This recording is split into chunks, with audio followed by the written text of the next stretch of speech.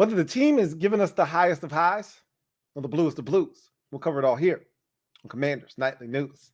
I, of course, am your host, Louie T. Thank you for joining me. Let's get to tonight's lead story.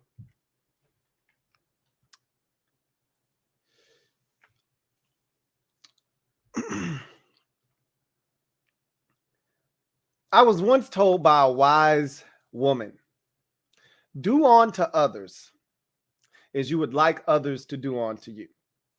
Now, my guy Derek B said something that was profound to me a week ago. And I told you guys I was going to save it for this week because it was more pertinent this week than last. He brought it up last week, and someone else had said something in super chat form, and it jogged my memory on wanting to say something. And I can get a little chatty sometimes, and I was just like, I'm just going to save it for next week. Well, now is the time. This year has been very ironic when it comes to the good guys. Everything that has been done to us or we've done to someone else, it's happened to us. Or it's happened to someone else because of us. Case in point. In week number 6, week 5, actually, let's go to week 5 against the Tennessee Titans. We get down to the 2-yard line, 1st and goal. Have an opportunity to win the football game. Terry gets a pass interference at the 2-yard line. We're in business. We got 4 shots at the end zone. We only get to take 3. And we throw an interception, and we lose 21-17. Stung. It hurt like hell. To me, that still is the sickest feeling I've had all season long, even more so than the Minnesota game. However, you move on, and we did. We were 1-4 and at our lowest point of the season. Fast forward to week number 12. Offsides penalty puts the football at the 3-yard line, 1st and goal for the Atlanta Falcons. They run it on 1st down. They don't get the results that they intended. They lose a yard. They throw it on 2nd down. It seems like we're going to lose the game, right? They're right there. We have no more timeouts. If they run the football one more time, they can burn off 30 to 40 seconds of the clock. And then if they score, we've got little to no time to try to get into field goal range and win the game.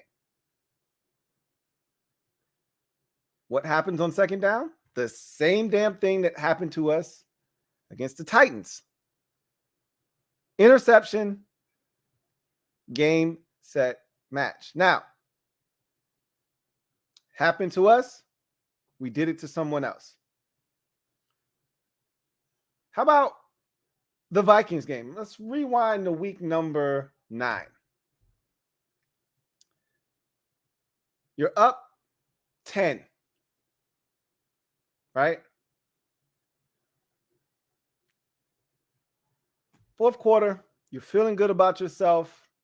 You're 10 minutes away from beating the 2nd best team, not in the NFC, but record-wise, the 2nd best team in the NFL. And in a 10-minute span, that lead evaporates into thin air. You lose the football game on a field goal with little to no time left, and you're sick to your stomach.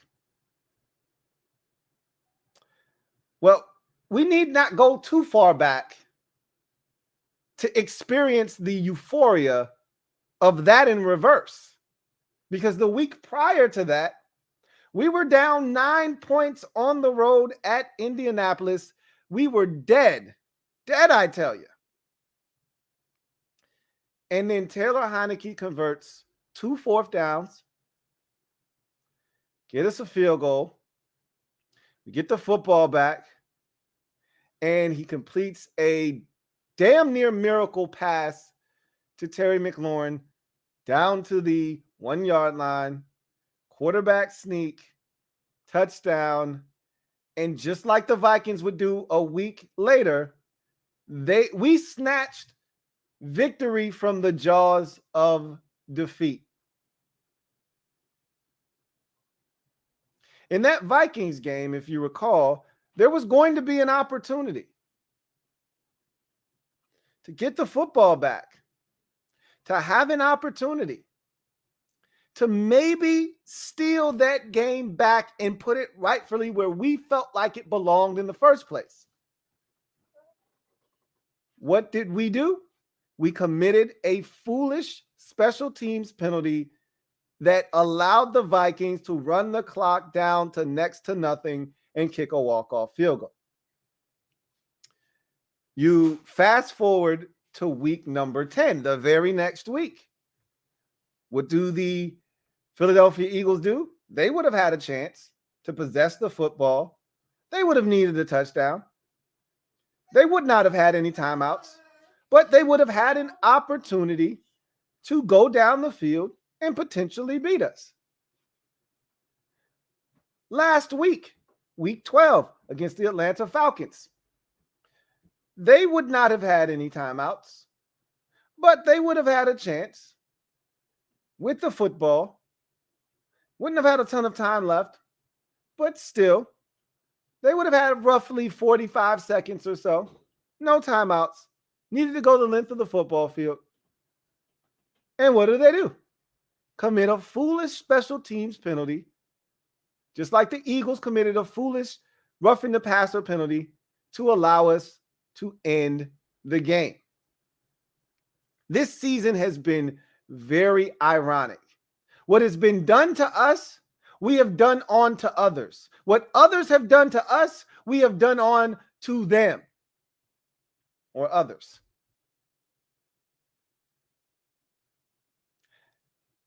Now, we have the ultimate opportunity in front of us. The football gods are finally smiling on us. They have given us life this season, have the football gods. And now, as Derek B. so eloquently put it, we have a chance to do to the Giants what was done to us a season ago. We all remember it very vividly, like it was yesterday. We had 5 NFC East games to finish up the season, and we lost 4 out of 5 of them and finished up the season at 7-10 when we were 6-6. Winners of 4 straight. A lot of factors went into the end of the season and how it played out. No one cares. You lost 4 out of 5 to NFC East opponents. Giants have 5 NFC East games, or had 5 NFC East games in their final 7 to finish up. Schedule backloaded with NFC East games.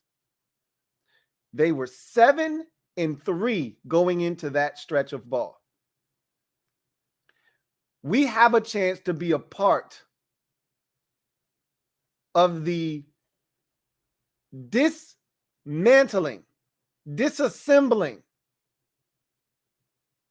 the destruction of the Giants season. Just like last season, the NFC East destroyed our season. We have a chance to do the exact thing, to partake in destroying the Giants season bit by bit, piece by piece. Dallas started it last week on Thanksgiving by taking care of the New York Giants. We played the Giants this week. The Eagles get them the week after that. We get them the week after that. If we go to New York and beat the Giants, the Eagles will have an opportunity to do the same. We come off the bye and they got to come to us And we will have a chance to polish off their season in that moment, just like it was done to us last season. 4 straight NFC East losses in a row, and your season is done. Finito, finished. They lose 4 in a row. They drop to 7-7. They're cooked. Their season is over. You're not getting in to this thing at 9-8.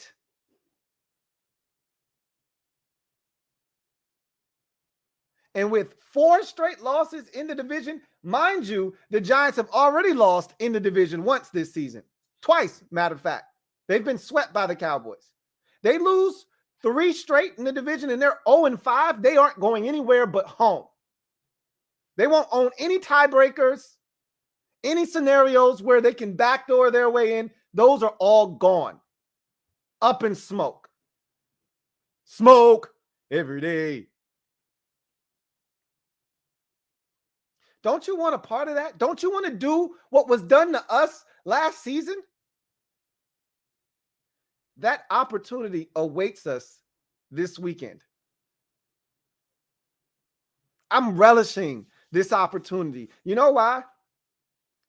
Because I think back to the 2010 season into the 2011 offseason when the Giants said that we colluded. When everybody else, really the league, colluded and said, hey, it's a season where there's no salary cap. Don't anybody go out here and start dumping salaries. We did nothing wrong. If you didn't collude, which is illegal, if you didn't collude, then why are we being fined? Why is Washington being docked? Salary cap space. Why are we being put in this bind? The Giants did that. I'll never forgive them for that. They hampered us for years with that salary cap penalty. It put us in a tough spot. Now we have a chance to take their miracle season and flush that shit down the damn toilet. It's been fun watching the Giants find ways to win and create ways to hang in there and then steal a game at the end. This shit comes to an end now. I want this bad. Daniel Jones plays so well against us. I'm sick of it.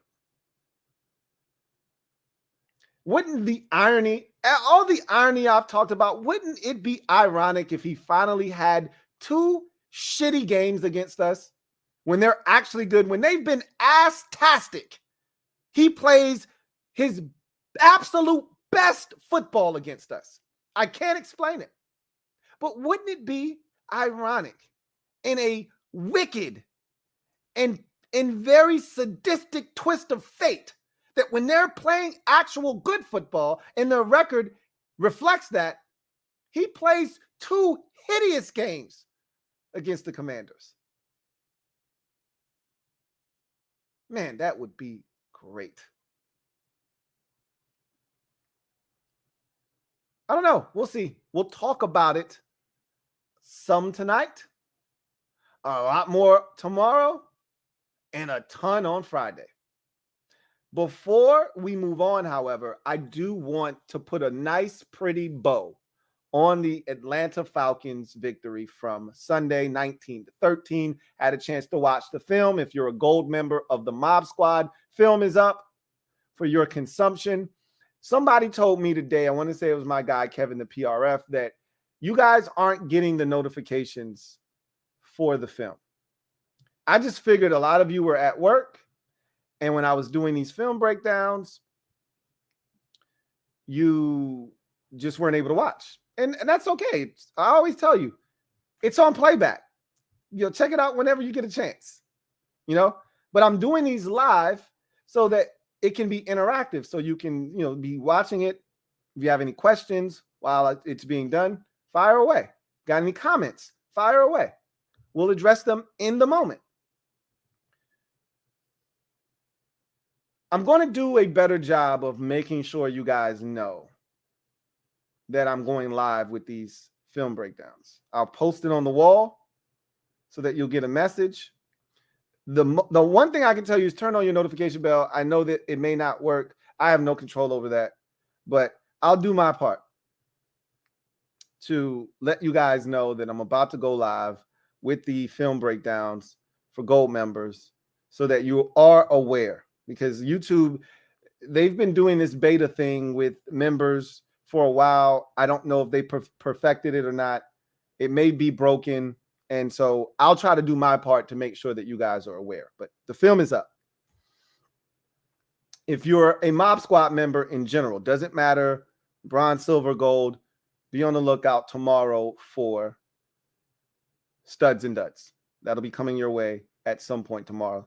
So keep your eyes peeled for that. Now, I want to reiterate something. So, you know what? I think it's best if I just read a couple comments. I just want to read a couple comments from yesterday's show because I found it really interesting. And I know some of you do this from time to time, and it's okay. I'm not mad at you. But a lot of you you're kind of hard of hearing. And I don't know why, but I just, it bothers me sometimes. So I got a couple that I want to read, and I just want to address these, and we'll off we go. Right. So Daddy's the Champ left a comment yesterday, and he says, why are we bitching about 6-1 Heinecke? Okay. So can we first fix the record? Everybody keeps saying 6-1. Taylor Heinecke has only started 6 games this season. He's 5-1. Okay. Carson Wentz is responsible for 2 wins this season. Not 1, 2. He won that Bears game. Okay. We were 2-4 when Wentz broke his finger. We've won 5 games since. We've won 6 out of 7. Wentz was the first win of the 6 out of 7. So can we please get the record right? If you're going to try and be a smartass, can we at least have facts? He brings a lot more than his numbers show. Come on, Lou. I know you know that. Did I ever say that he didn't? I never once said that Taylor Heinecke doesn't have intangibles that can't be measured. I've never said that we don't value what he brings to the table. I simply said we need more from him. That's it. All right, I'll leave that there. Okay. And there was one more comment. And I want to read that. See if I can find it. I don't know if I will be able to find it. I can't find it, which means I probably didn't need to read it. Anyway, I digress. Somebody else said something to the effect of Heinecke is good. You guys are crazy. You don't know what you're talking about. Yada, yada, yada. It was to that effect. And going back and watching the Falcons film, I want to reiterate something that I feel like I've already said, but I'll say it again. I repeat myself all the time, which I don't like, but it is a thing. Taylor Heinecke played solid football against the Falcons. It was a nasty day. We don't want Heinecke throwing the football 37 and 41 and 45 times like Carson Wentz was in the first 5 weeks of the season. We don't want that, which is why we're running the football. Okay. But when he does throw the football, we do want him to be accurate, decisive, and smart. That's not asking much. Okay. And if it's not there, if you don't like what you see, if you get spooked by something, pockets collapsing around you, or you're just not comfortable standing where you're standing, run.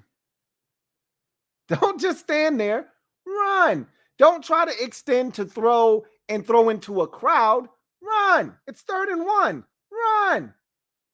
And it was very refreshing to hear him speak today. I'll talk about that in a second. But I just wanted to reiterate that going back and watching the film, he didn't do a lot of things wrong in the game. But the things that he did do wrong were huge. They were massive. He didn't make many mistakes. It was a relatively clean ball game by Heinecke, except for about 3 passes/decisions. But they were all monster decisions and passes. Now, one we were able to overcome. On a 3rd and 1, he should have run. He should not have tried to throw the football. It easily could have been picked off. It was a dangerous decision. We just needed a yard. Run, pick it up. If you don't want to get hit, you don't want contact, slide after you get the first down. Luckily enough for us, we were able to go for it on 4th down. We picked it up.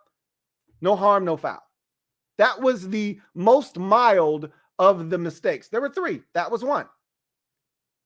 Mistake 2, the interception before the half. It's really not as big of a deal, right?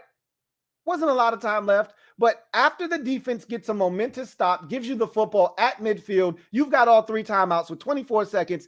I'd like you to get us into comfortable field goal range so that we can take that momentum and we get the football after half into halftime with the field goal up 13-10 with an opportunity to come out of the locker room, score a touchdown, and take a 2-score lead. Doesn't that sound nice?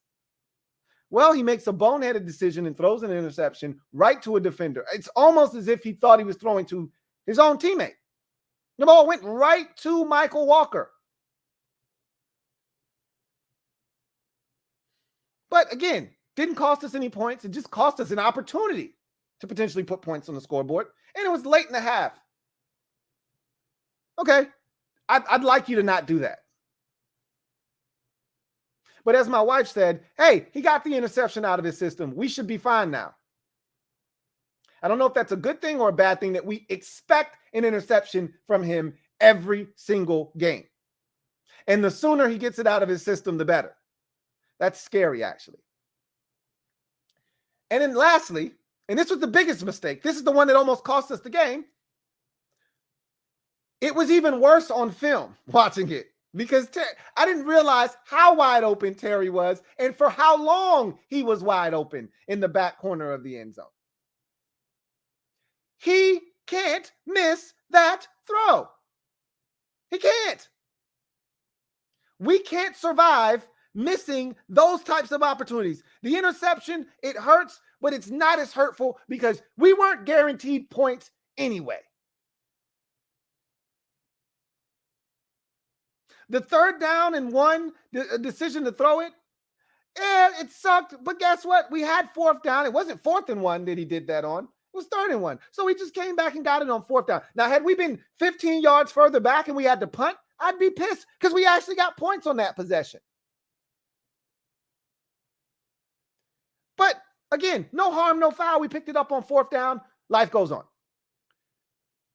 The difference between winning in this league and losing is very fine. It's a very, very fine line. And it doesn't take much to find yourself on the wrong side of that line. And I tell you the stat every week, and there's 2 in particular, but I love going to 1 in particular that's going to get you beat every time. You can go straight to it, and it usually helps tell the story. Red zone efficiency. We had a chance to score a touchdown. The score at the time was 16-13. You had a chance to go up 23-13. 23-13 in a ball game like the one we played on Sunday feels insurmountable.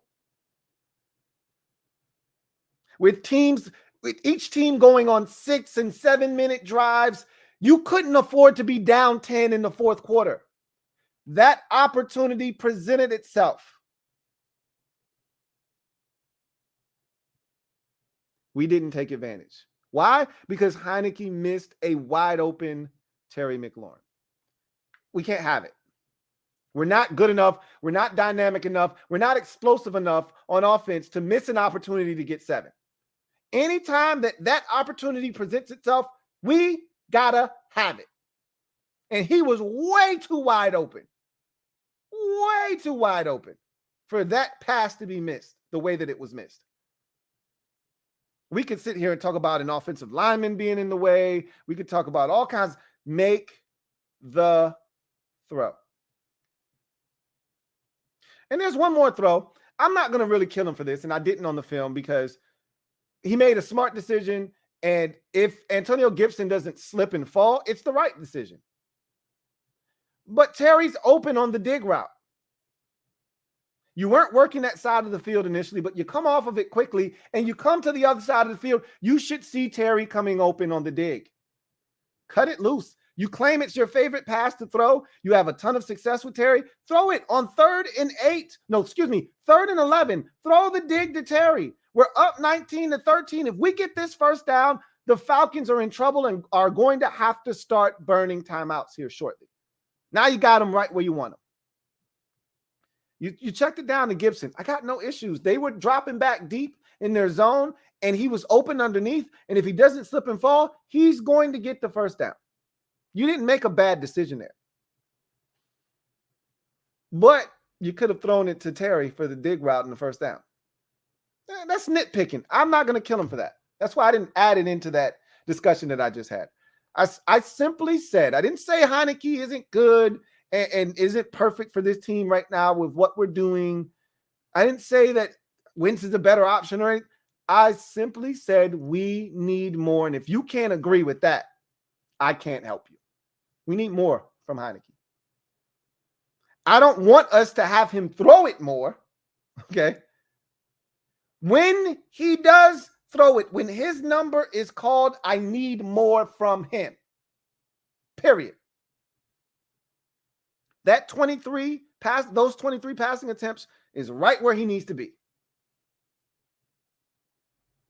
That was a good balance on Sunday of run and pass. Got no issues with it. I don't want to see stretches of football where Heinecke is 1 of 7 like he was on Sunday. Man started the game 8 of 8 and then proceeded to go 1 of his next 7. Let's not have stretches like that where we go ice cold and nothing's going well and the offense is ineffective because of you're struggling throwing the football. Almost threw another interception in that stretch where he was 1 of 7 after starting 8 of 8 and red hot. Just need more. And we'll talk about what he said today because it was music to my ears. So, let's it was a good performance. And it was a good test for this defense where the Falcons. Man, that's a tough team. I'm actually shocked, and it's probably having watched all their games, I know they invent ways to lose, but they'd be a dangerous team if they made it in. If Marcus Mariota would, stay healthy and continue to do what he was doing, they'd be a dangerous team, and they still could get in the playoffs. Tampa Bay's not out of the woods yet. Anyway, I digress. Let's go to in other news. So Ron Rivera spoke today. So did Taylor Heinecke. We'll get to what was said from both men. But before we do that, let's take a look at the New York Giants Week 13 matchup and the injury report for both teams as we get prepared for a massive NFC East showdown. the first of many for Washington to finish up this season. Washington has 3 games in the NFC East remaining, 2 against these Giants, 1 against Dallas to finish up the regular season. So let's take a look at the Week 13 injury report from Wednesday. So no surprises here. I forgot to mention this, in the excitement of the win on Sunday. Trey Turner did go down in that game, and Sadiq Charles had to come in. He had to step in for him. So that's something to keep an eye on. And Trey Turner was actually playing well.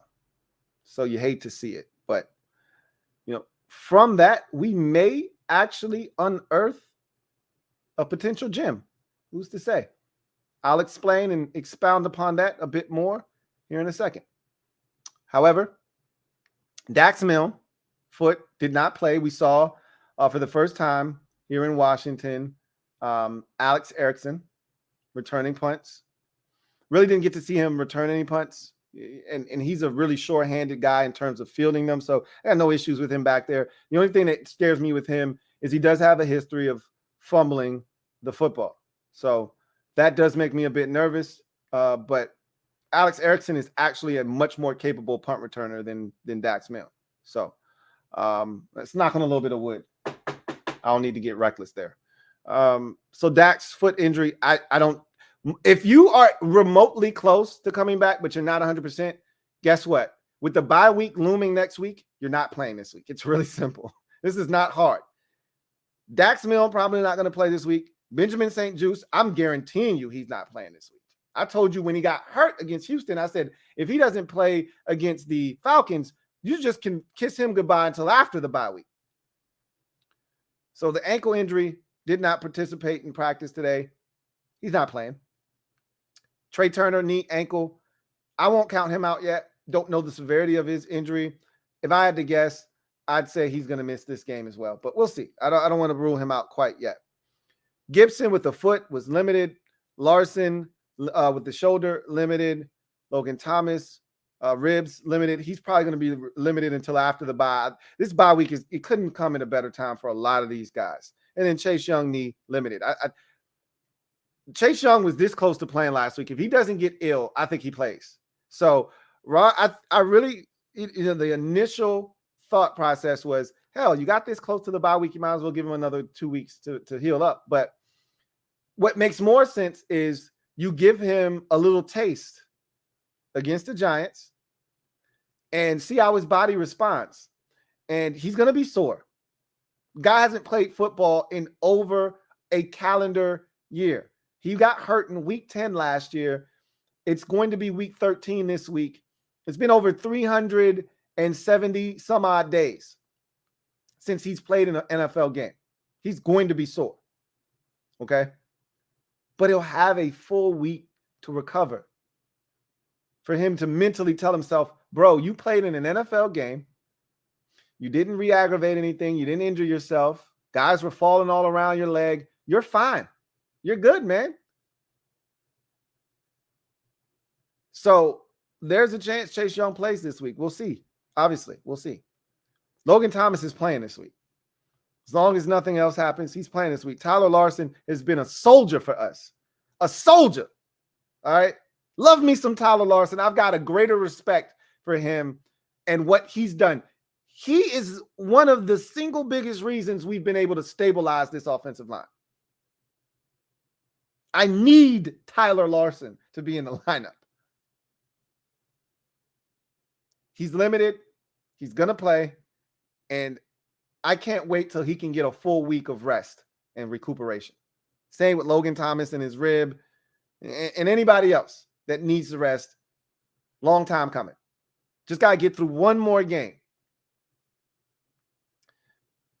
From Gibson down, these guys are all playing. And I think Chase Young has a chance to play this week too. We'll see. You've got 2 prevailing thoughts. We'll see which one wins out. A, we're this close to the bye week. Why not just give him another? And again, Chase told us this. We don't know how legit this is, but Chase told us, I'm in control of when I play. It's all mental now because physically, I think he can go out there and do it. It's all mental.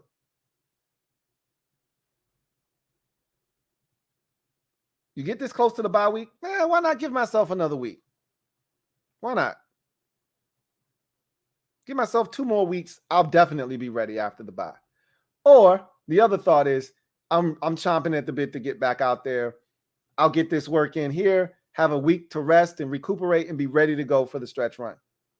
Let me dip my toe in the water now. Test it out. We'll see which one wins out. This is a good injury report for us, though. No surprises on it.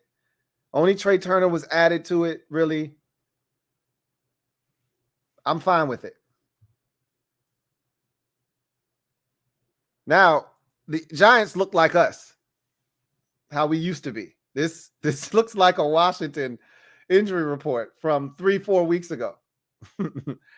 I don't miss these. I don't miss these at all. This is why you have to try and take advantage of the Giants. They're banged up, man. They're trending in the wrong direction right now. This is the exact same thing that happened to us last season, right around this time. Guys started getting injured. COVID started to become a thing. There's an opportunity here. Gary Brightwell, illness. Illness, guys, generally, I don't worry about this early in the week. You tell me he's got an illness on Friday, that could be problematic. Josh Azudu, neck. DNP. Adoree Jackson, knee. Didn't play last week. Don't think he's playing this week either. That's their starting corner. That's their best corner. Richie James, knee. He's not just a return man. He's been, returning punts, even though he's had a fumbling issue in that department. They even pulled him from back there. But he's been one of their better receivers, which isn't saying much. They don't have a lot at receiver. But if he can't go, that hurts them. Shane Lemieux, toe. Another offensive lineman. They're already, shuffling pieces on that offensive front. Can't afford to have another guy down. Daniel Bellinger, eye. That'd be a big help. He's missed the last 2 games. He's might still lead their team in touchdown receptions.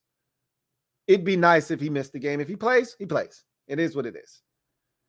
Dane Belton, clavicle, limited. That's a corner / safety. He's a DB. He's a safety, really. Carter Coughlin, thigh, limited. Edge rusher. John Feliciano, neck, limited. Another offensive lineman. Cordell Flott, concussion, limited. Nickel corner, rookie out of LSU. Actually playing good football for them. Darnay Holmes, shoulder, limited. Another corner for that football team that has been decimated in the secondary. Be nice to get 2 or 3 of these dudes out. Try to take advantage of that secondary, like Dallas did. Fabian Moreau, we know him all too well. Oblique, limited. Didn't play against Dallas last week. Leonard Williams, neck, limited. Now, I just rattled off about 7 or 8 limited guys. 1, 2, 3, 4, 5, 6, 7, 8. 8 limited guys. Understand that probably 6 to 7 of these limited dudes are going to play. All right. Understand that the likelihood is that 6 to 7 of these limited dudes are going to play. Maybe 1 or 2 of them won't. Now, which ones will be huge? All right. And then finally, Evan Neal, obviously rookie, right tackle, knee, full. He's going to play. Tyree Phillips, neck, another offensive lineman, full. So if they need him, he's going to play. So they've got a ton of injuries. Nobody feels sorry for them. We'll see how they navigate it. A lot of these guys are going to play, man. Honestly speaking, I don't expect Adoree Jackson to play. I don't expect Richie James to play. And 1 or 2 of these guys in here, like Cordell Flott with the concussion, he may not play, but we'll see. We'll see what happens. We could get a couple breaks in the secondary. If Leonard Williams can't go, that's always a great help, but I ain't ducking nobody. If they play, they play. If they don't, they don't. I want all the smoke. So let's get to what was said today. By Ron Rivera and Taylor Heinecke. Now, Ron talked today and he talked about a number of different questions. He's starting to get different questions from the media now. You know, when shit isn't going bad and you don't have to answer, bad team questions, you start getting creative with the questions you ask, because you know how these reporters are. If they're working on a story, right, they're going to ask you questions geared towards that story that they're looking to write for their publication. But he was asked a number of questions about the changing landscape of the NFL and, the linebacker position in particular, the defensive tackles, and how important are they in today's NFL, and specifically in his defense. And, some more Taylor Heinecke questions. He's asked about Jahan Dotson not getting the football. And nothing Ron said surprised me on Taylor. He said, hey, look, there were a couple of plays in there where, he's, super aggressive. But if you're looking for the big payoff, sometimes you got to take a risk. Sometimes we would prefer him not to take that risk, but sometimes it benefits us. And we've seen that this season. And we have. The biggest one being the Minnesota game. You would prefer him not to do that, not to throw into triple coverage, not to be hopeful that an official is going to set a down screen and you're going to end up with a touchdown. But like he said, essentially, as a wise man once told me, no risk it, no biscuit. But sometimes you're like, I would prefer you not to risk it. But he's like, that's Taylor. And, what's funny is with the people out there that want you to believe Taylor Heinecke is some type of magician or something, like he's this great quarterback and we're just not seeing it. We're 1 or 2 plays every single game from losing. Like, we're not winning outside of the Texans game. We're 1 or 2 plays away from losing during this 6 out of 7 wins that we've gotten. We could have easily have lost 3 or 4 of those games very easily. And just like we lost, we could have very, very easily won, 2 or 3 more games that we lost, right? It goes both ways. We are what we are, but understand that had some of those plays not been made, right, we'd be sitting here saying the direct opposite about Taylor Heinecke, just like we did last year. So again, I said this earlier, it's a fine line, but he said, look, that's Taylor. And we don't, and the same thing Scott Turner said, he pretty much echoed. We don't want him to lose his aggressiveness. We don't want him to lose what makes him him, but we do want him to be smarter at times. And he has been smarter at times this season, much smarter. Last year's Taylor Heinecke would compound mistakes by going out and trying to get everything back on the next throw and throw another interception and dig us a deeper hole. And instead of us being down by 10, we're now down by 17, and then it's 24, and now the game's over. He's not doing that anymore. So he's grown, he's matured, but there's still some things that you probably aren't ever going to really get out of his game.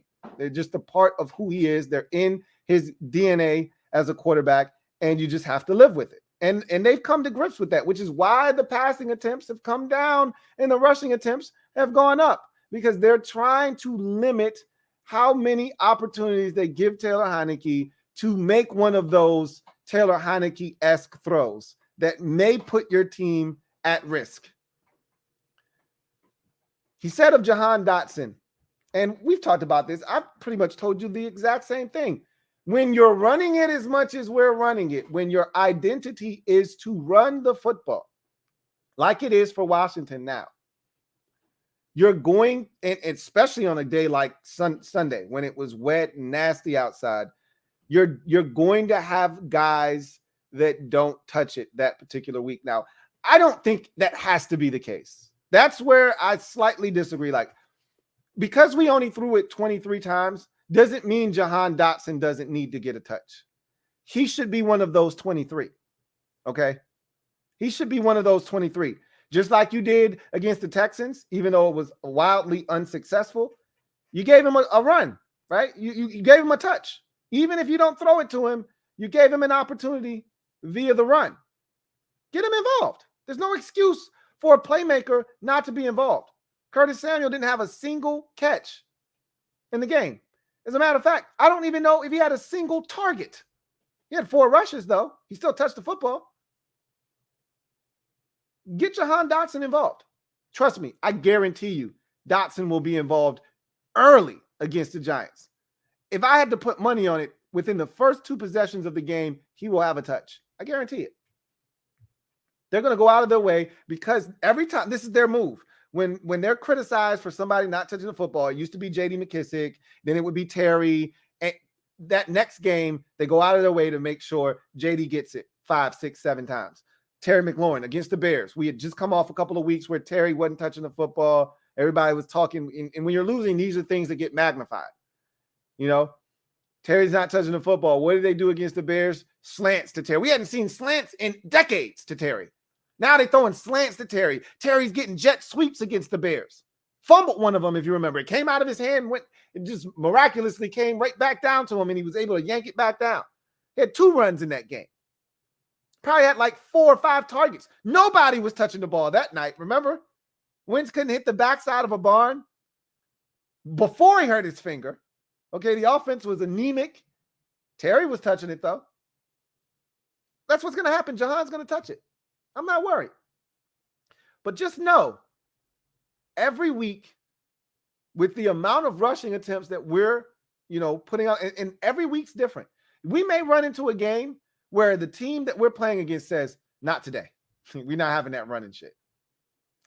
Old number 4 is going to have to beat us today, guys. We're not having this shit with your running backs. Try something else. And Heinecke may have to throw it 33 times that week. And everybody's getting touches and getting involved. And, it is what it is. But that's just the nature of this offense with what we're doing and how we're, deploying the offense. This is just how it is. There'll be weeks where some guys just don't touch it. You talked about the defensive tackles and their dominance and what it means for his defense. He talked about the importance of, having guys that eat up space, blockers, and allow the linebackers to roam free. They're re-signing Daron Payne. It's just a matter of what Payne wants to do. But he's going to get an offer this offseason. No doubt about that. He's getting a franchise tag first. I don't think there's a deal struck with Daron Payne prior to the start of the new league year. So he'll get the franchise tag. And I think they're going to try to negotiate with him. And it's up to Daron Payne if he's willing to come to the table or not. That's how I think this is going to go. But he's not getting out of here. Not the way he's playing. There's no way.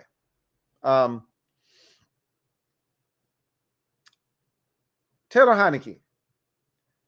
I thought he said some good things today. He said all the things that I wanted to hear. And I believe him when he speaks. And he's very candid. I've talked about this already. He's very candid. When he speaks, he tends to say the thing that a lot of guys who are politically correct don't want to say. A great example is this summer when he was asked about being a backup. He's like, bro, Carson's making $28 million. Like, who do you think they're going to start? The guy that's, making less than 10, or the guy that they just brought in here that's making $28 million? Like, that's a no-brainer. I understand my role on the team. I know what it is. I'm going to be the best support to Carson, and if my number gets called, I'll be ready. That's as candid as it gets. So when he says there's some decisions that I made that I would like back, and there are some times where I ran and looked to throw where I probably should have just run over the last 3 weeks or so. I'm glad he's aware of that. All I've ever asked is for awareness. Preferably self-awareness. That's all I've ever asked for, is to be self-aware. Understand, and he knows more so than anybody else, he's not perfect. And there are things that he can do better. And, he was the first one to admit that was a dumb interception. Stupid. Shouldn't have done it. And I know he knows he missed Terry. I don't have to beat that into his brain. I just need him to make that throw, though. And he's capable of making that throw. That's not something that I don't think he's capable of doing. I know he can do that. Just need him to make that throw. But on 3rd and 1, I don't need you to be a superhero. I don't need you to go Aaron Rodgers on me and try to zing it into a tight window with 4 Atlanta Falcon defenders around with 2 guys in close proximity where anything can happen. A ball can get tipped in the air and it can get picked off. Just need you to do the smart thing and just run. You're already out of the pocket. You've already done the hardest thing on the play, which is escape the pocket in the rush. Go get the first down. He knows that. And he said, there's some times where I needed to run. And I should have just run. As long as we're on the same page, we're good. Another thing that I love about Heinecke, and really he doesn't have a choice, but this is genuine from him, which is he's unselfish. That's this entire locker room, though. We have a group of unselfish guys that play for one another, and that's why it's so easy to root for this team. We have no divas. We have no larger-than-life personalities. The closest thing that we have to that is Chase Young. And we see Chase Young is the biggest cheerleader on the team. He roots for every single dude in that locker room. So even the one guy that could be perceived as a diva is not that. Heinecke said, I don't care how many times I throw the football. Somebody asked him about his stats and how they've been down with this resurgence of the run game. And he's like, you're damn right. I want us to run the football. If we're running the football, that means they need less from me. I just want to win ball games. I don't care if I got 7 passing attempts. That means the run game's working. I just want to win, and I believe him. When you were on your sister's couch a year and a half ago, you would have killed for an opportunity. So now that that opportunity has come, he hasn't changed. He understands very well what his role is. And so do I. And most of you out there, not all of you, but most of you understand, which is why I've said what I said. And it's not a huge request or ask. I don't want more of Heinecke. I want him to do more with the opportunities that he's being given. Does that make sense? And it seems like he gets that. So as long as he gets that, we're copacetic. Okay, I'll say that once more for those of you that are a bit hard of hearing. I don't need more Heinecke. Okay? I've got enough Heinecke right here. Okay? Got tall, long neck bottles. I got enough.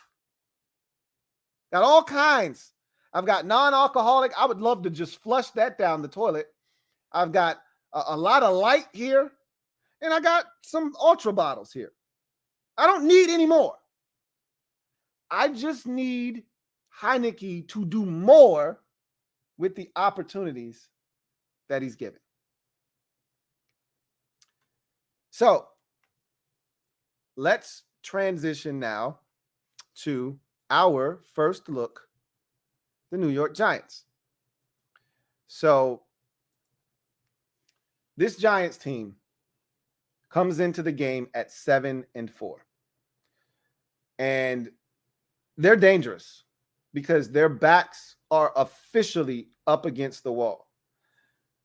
There was a tweet from Bad Dog, and I told you guys this yesterday on the show, but don't think Bad Dog will be able to join us for the live stream. You know, it's basketball season. His Laker Dog streams, his Laker streams are way more profitable than anything he does with any of his other teams. It's probably more profitable than all of the other streams that he does for the Yankees and the Giants and any other teams that he may be rooting for combined. Okay. So he's got to do that. Anyway, I ran into a tweet of his today, sort of on accident, but I'll see if I can pull it up. If I can't, I'm pretty sure I could just go to his Twitter. It's not a big deal. And I'll read you the tweet. And it says, for the first time in years, I'm nervous about a Giants game. It's been a long time since one of our games have meant this much. He's referring to this upcoming weekend's game against Washington. That shows you the importance of this game. They're 7-4. They've lost 2 straight. They're trending in the wrong direction. Their season isn't necessarily imploding. I don't think that's the right term. It's not like they've been blown out of each of their last 2 contests, even though they got a nice sound thrashing at the crib against the Lions. But I thought they responded well against Dallas. You know, they just didn't have enough on the defensive side of the football. And they didn't, for that matter, their defense provided them with opportunities, and I didn't think they did enough with them offensively, if we're being honest with one another on Thanksgiving. You pick off Dak early in that game. You get a 4th down stop early in that game. You shouldn't be coming away with just 10 points. If I'm not mistaken, they scored 10 points. They had like 3 opportunities, and they went backwards and punted on one of them. Didn't even get any points out of it. I think that was the 4th down stop. They actually went backwards and didn't get any points. They got a drive, and then one of the interceptions, they got a field goal off of. You needed to get 7 off of it. They had a touchdown called back due to a penalty. Like, they had opportunities. So they're not imploding, but they are reeling, and they are bleeding, and they would like to put a stop to the bleeding.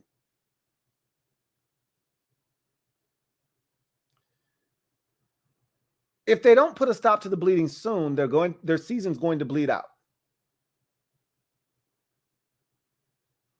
And as I said on my podcast today, the title says it all. Now that the turkey's been served, it's officially on now. The season is here. There's no more, hey, we got plenty of football left.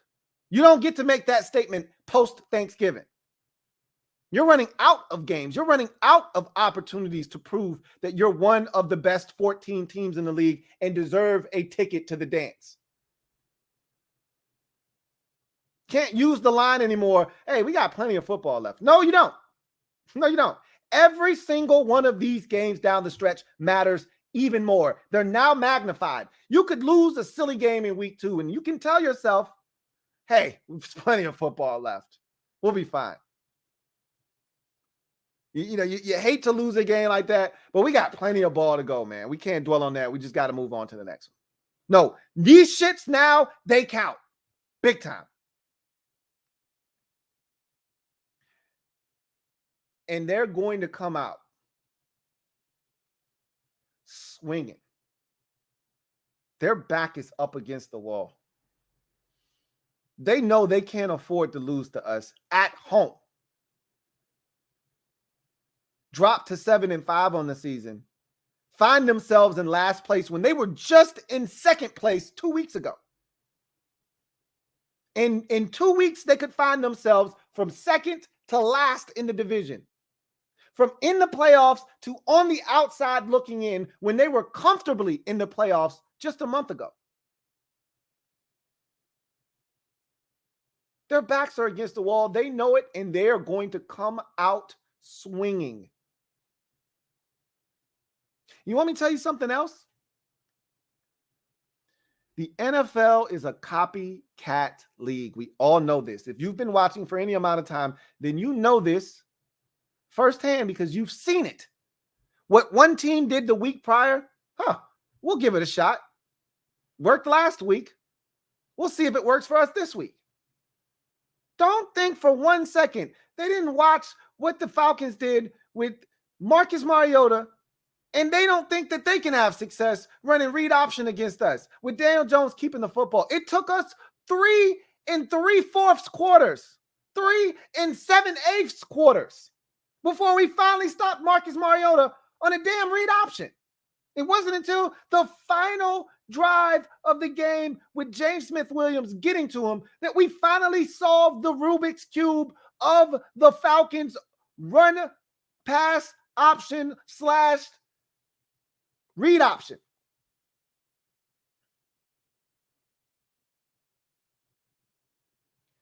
Don't think the Giants didn't watch that. Haven't watched it 15 times already this week. And don't think, hey, we should be able to do something similar with Daniel Jones. You see what they did with their running back, Tyler Algier? You see these double team blocks that they got up front? We should be able to do that for Saquon. You see how they got their tight end open on this play? Mariota didn't get it to him, but hey, DJ, you can get it to him, right? They're already doing it. I watched them do some of the same exact plays against Dallas, where they get their tight end into the flat and Daniel Jones hits him. Nice little 9, 10, 12-yard gain. Don't think for 1 second that they didn't watch what the Falcons did and don't think, hey, we can do that. And we've had problems with Daniel Jones in the past.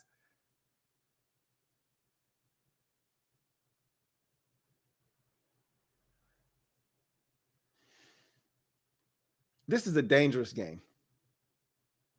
I don't have to explain. I don't think there's some illogical Washington fans that think, oh, the Giants suck, we're going to kill them. Okay. I'm done talking to you. I'm talking to everybody else. I'm not talking to you. Because anybody that knows already knows this is going to be a close. Go ahead, get your defibrillator out right now. I'm just warning you. Like, go ahead and get that shit out. You're going to need it. This is definitely going to be a heart palpitation, heart stopping, heart in your throat, heart in the bottom of your foot type of game. Heart beating out of your chest. It's going to come down to the very bitter end.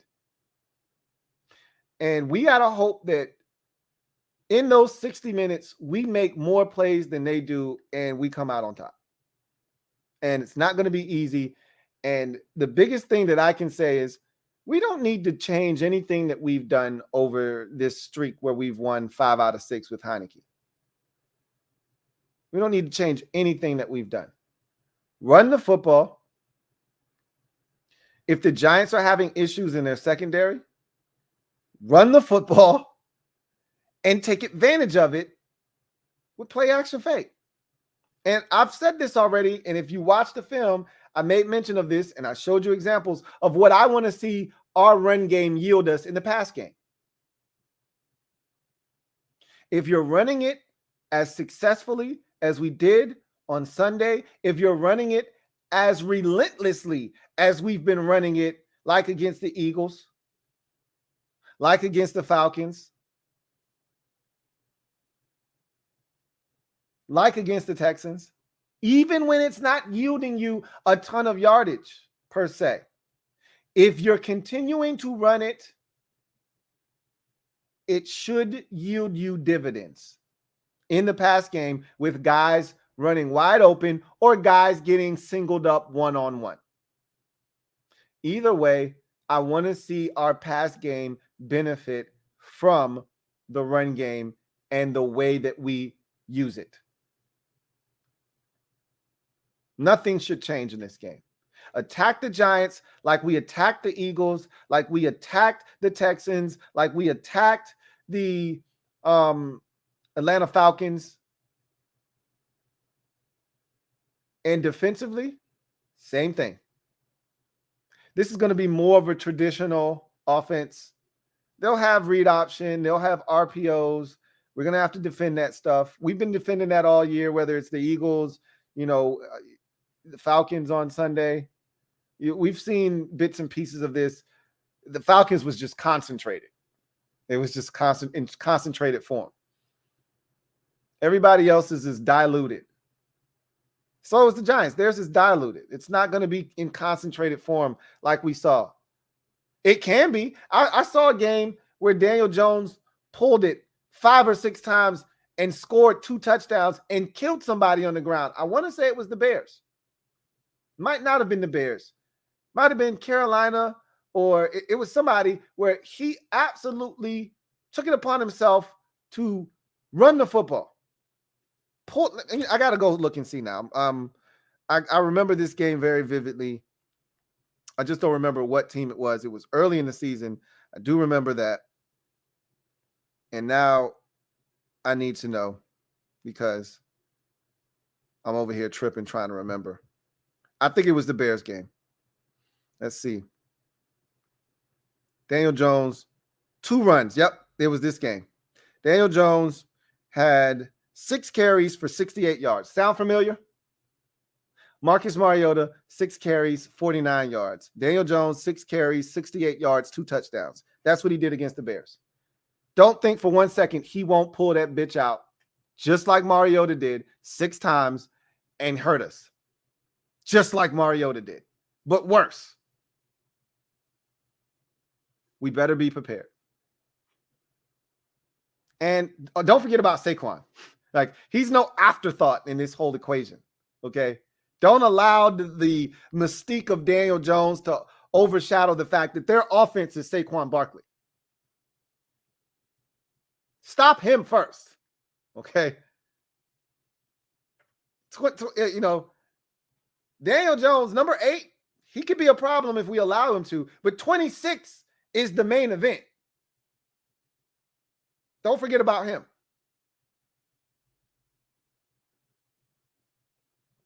Darius Slayton might be their only receiver. I don't really know what they have at receiver anymore.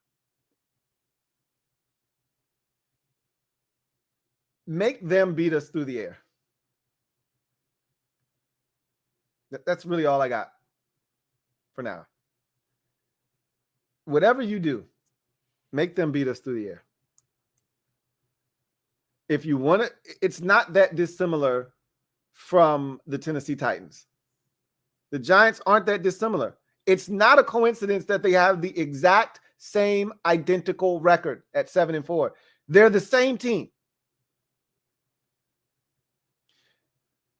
Mobile quarterback, very capable,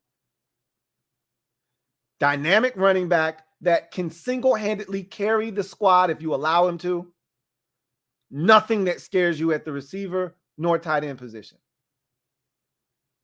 But if you allow the running back to carry the load, the others around him are able to then fill in the blanks.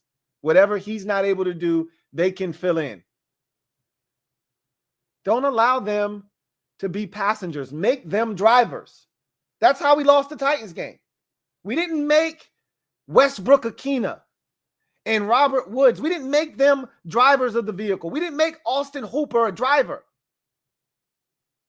We made them passengers.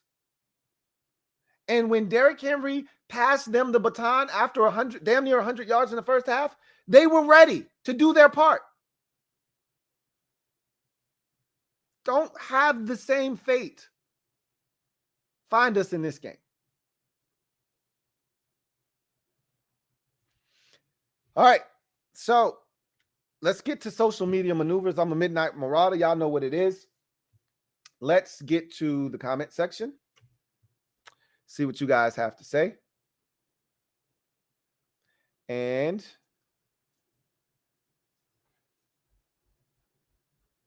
let's go all the way back to the top. See where we started at. Swaggy P, thank you for the super chat. Greatly appreciate you. Thank you for being a member of the MOBB. My guy, Swaggy P, writes, Rio was wilding out on his channel about the Giants. Also, do you think Chase should play this week in a limited role or play after the bye? If he's ready, put him out there. You know, my thing was, if he's not confident and you're still not sure about it, then just wait. But it sounded like they were ready to pull the trigger against Atlanta on Sunday if he hadn't gotten, sick. If he hadn't gotten the flu, I think he would have played on Sunday. Ron sounded really optimistic on Friday. after practice. He sounded like he was ready to pull the trigger on it. So if you're feeling that way again this week and there's no setbacks, there's no illness, there's nothing going on, play him. I don't know what Rio did on this channel. Rio is a wild dude in general. I know this, and I meant to fry him up the last time I was on his channel. Rio be all over the place. You know, he thought we was going to get killed by the Eagles, you know, when we beat them on Monday Night Football, and he thought we were going to lose. And look, he's not that dissimilar from a lot of us. You know, when the Falcons got the football down inside the 20, he was tweeting out, well, we just lost. I didn't feel that way. I didn't think we were going to lose until they got inside after the Montez Sweat offsides. I'm like, oh shit, we probably about to lose. But I still had hope that if they scored quick enough, I told you, this is the difference between Taylor Heinecke and every other quarterback that we've had here since Robert Griffin III in 2012, is that I have this unwavering belief that if you give Heinecke the football with enough time, timeouts, whether he has them or not, you give it to him with enough time. I've got this unwavering belief that Taylor Heinecke is going to give us an opportunity to pull it out. He really hasn't let me down, to be honest with you. I can't remember an opportunity where he had the football and he didn't give us a chance. With a game on the line. I know in his short period of time starting here in Washington, I think he's already got 4 or 5. I think the number's 4 right now, I think. Could be 5 game-winning drives. Man doesn't have but a, handful of starts. Obviously, I'm being facetious, but man doesn't have but a little over a season and a half worth of starts under his belt. Not like we working with, 7 years of NFL experience here. And he's already got like 4 game-winning drives. There's a trust factor that if you give him a chance late in the game, he's going to make it happen. We've all said this. When things seem to be at their most dire, that's when you get the best version of Taylor Heinecke. I don't want to see him in that element because I don't want things to be at their most dire. I would prefer to be where we've been over the last few weeks, which is in a position to win ball games. And whether that means holding on at the end or, trying to extend, whatever the case may be, I would like to be in those positions. But I've got this confidence in him. And because of that, if they would have scored on that Cordero Patterson throw, because if Daron Payne doesn't tip that ball in there, he's scoring a touchdown. That is a walk-in touchdown. Okay. They would have scored with roughly a minute left. We wouldn't have had any timeouts, but a minute just needing a field goal. We know Joey Sly has a big leg. I get it that the conditions weren't ideal necessarily to be kicking a 54-yard field goal, but we would have gotten into field goal range. I feel confident in that. We would have gotten into field goal range. Heinecke would have taken us and gotten us into field goal range. So, I wasn't necessarily subscribing to, hey, we lost. I didn't have the helpless feeling that I had against Minnesota where you knew they were going to bleed the clock down and then kick a field goal with, 14 seconds left. Like that's as bad as it gets because you can't do anything about that. Anyway, I digress. Video channel. Thank you for the super chat. Greatly appreciate you. Got a video channel, right? Sup, Lou? Sup, video channel. Thoughts on a new contract for TH4 after the season? Oh, he's getting one. There's no doubt in my mind. I mean, it'll look slightly different than the one he got after the Tampa Bay game. I think that was a 2-year, like $7 million contract or 2-year, $4 million or something to that effect. I think it was 2 years with 7 being the maximum value of the deal, 7.5, something like that. And he's going to hit close to the full value of that deal, because a lot of it was based on incentives for each win. And, they had no intentions of him starting after they signed him to that deal. So they didn't think he would reach the incentives in it, but he's getting them, and I'm happy for him. That said, this next deal will be closer to quality NFL backup money. It won't be, hey, man, just take this happy to be in a league deal, which is what he took the first time. Now he's established himself as a quality NFL backup, and they're going to have to pay him as such. So he should be looking at a Colt McCoy type of deal, a quality. If you sign him for another 2 or 3 years, you're going to sign him to a 2-year deal. He should be looking at a 2-year, $18, $19, $20 million deal, like some real money. He should be looking at that this time around. And it could be incentive laden again, but the base should be a lot higher. His, no matter what, he's walking away with, 12 of that $20 million. If he signs a 2-year, $20 million deal, 12 of that is his money. The incentives are the other 8. Fine. Little, marker here, marker there, but he should walk away with real money this time around. And I think he will. Mr. Pink, thank you for the super chat. Greatly appreciate you. Who writes, please clarify exactly how many wise men do you know? A lot of wise men and women. One thing I've learned in life is you learn a lot more by listening than you do talking. I once had my nephew, love him to death, but one of the hardest heads, just things don't penetrate his brain sometimes. And part of the reason is he doesn't listen. He's always talking. He doesn't shut up and listen and just take in information. One of those people that thinks they know everything. So he once told me this shit blew my mind. He once told me, I learn more by talking than listening. I said, what? Come again? Excuse me? And he repeated it as if he was dropping a gem on my melon or something. And it's the most asinine statement I've ever heard in my life. And I've heard some pretty crazy things. You learn a lot more by listening. I know a lot of wise men and women. Take Command for Life. Thank you for the super chat. Greatly appreciate you. Thank you for being a member of the MOBB. Who writes, hello, Lou. Hope all is well. Left hand up. Enough said. I'm pretty sure you guys seen this, but they're going to be performing at the Giants game and at the Cleveland game live at the stadium.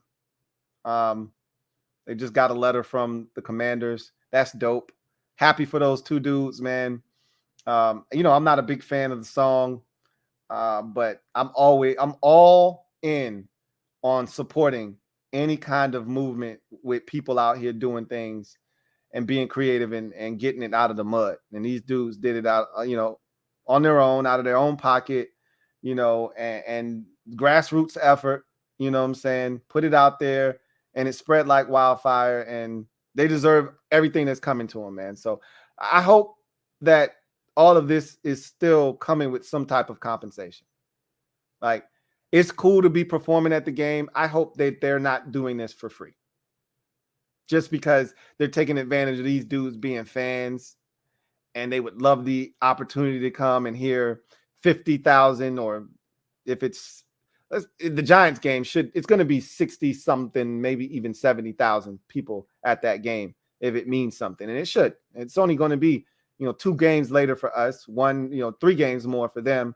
I surmise that if there's 67,000 fans there, 48,000 of them are there for the Commanders. It'd be in a surreal experience for them to hear 40,000+ people mouthing the words of a song that they put out there as, a pseudo anthem, but they really didn't know if it was going to take or not. But you should be paid for this. I hope they're getting paid for it. Frankie, yo. Thank you for the super chat. Greatly appreciate you. Thank you for being a member of the MOBB, who writes, hey, Lou, missed the film review today. Just had a question. Was James Smith-Williams' play as bad as I remember? The Giants could copy that Falcons game plan and cook us if we don't stop that zone read. The James Smith-Williams play, which one are you referring to? Oh, it was his play. You're asking overall. No, so here's the thing. He was put in a tough spot, man. James Smith-Williams was put in a pretty tough spot. And I didn't think that they did enough to help him. And I pointed that out on the film review, and you'll see that. But he was put in a tough spot, man. They were reading the hell out of him. And as a coach, I don't think you should put your player in that type of position. You should give James Smith-Williams one thing to do. You know, now, if you're on your way to the running back and you clearly see the quarterback pulling it, you can divert and go to the quarterback like he did on the play down in the red zone at the end of the game. He was going after the running back, and Mariota saw that and quickly pulled it out, and he quickly changed course and got to Mariota. He played both of them. If I'm a coach, and I said this, I brought this up on the last Super Friends stream, when the Eagles, literally their game plan for Micah Parsons is, we're not going to block him. Don't touch him, okay? Tackle, you go to the second level, go get the linebacker. We're not blocking him. We're going to read him. Pulling tight end, don't touch him. Run right by him. And if we decide to throw it, you just leak right into the flats. We'll get it to you. A.J. Brown, you come across the formation. They had a plan. We're going to read Micah Parsons. And my response to that would have been, Micah, on every single one of these read options, you go and destroy Jalen Hurts.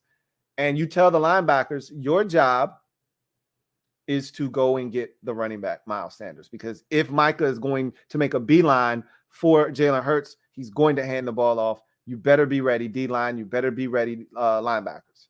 And if we got to pull a safety down, so be it. You guys be ready. But Micah's only job is to go and pulverize the quarterback.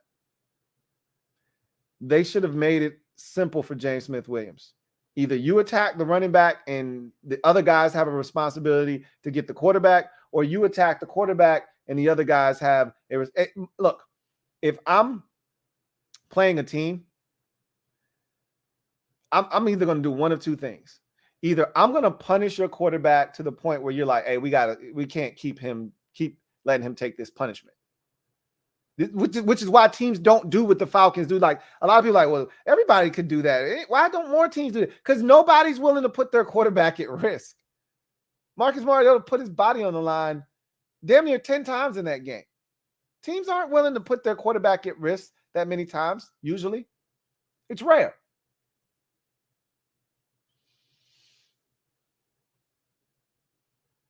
So I generally would like you to just go after the quarterback and make them want to stop doing this. Or you say, I much rather have the quarterback run the football because he's not as good of an athlete as the running back. He shouldn't be able to hurt me if he hits the seam like the running back would. So let's attack the running back and force the quarterback to pull it, and then we'll adjust to that. You got two options. Pick one. But what you can't do is be indecisive and not sure which one to do, and you're giving up everything. And James Smith-Williams was put in a tough spot. He wasn't terrible. He just was in a vulnerable spot, and they took advantage of him. But I will say this, and I'm happy that this occurred. He finally learned his lesson at the end of the game. When we needed him most, he gave us his best play. As a wise woman once said, he went and saved his best for last. All right. And to your point, and I made mention of this, so we're here. If we don't clean that shit up, the Giants will copy that. No doubt about it. Malachi Malik, thank you for the super chat. Greatly appreciate you. Thank you for being a member of the MOBB. My guy Malachi writes, Lou, what's up, bro? What's up, Malachi? Says, my friend watches your channel.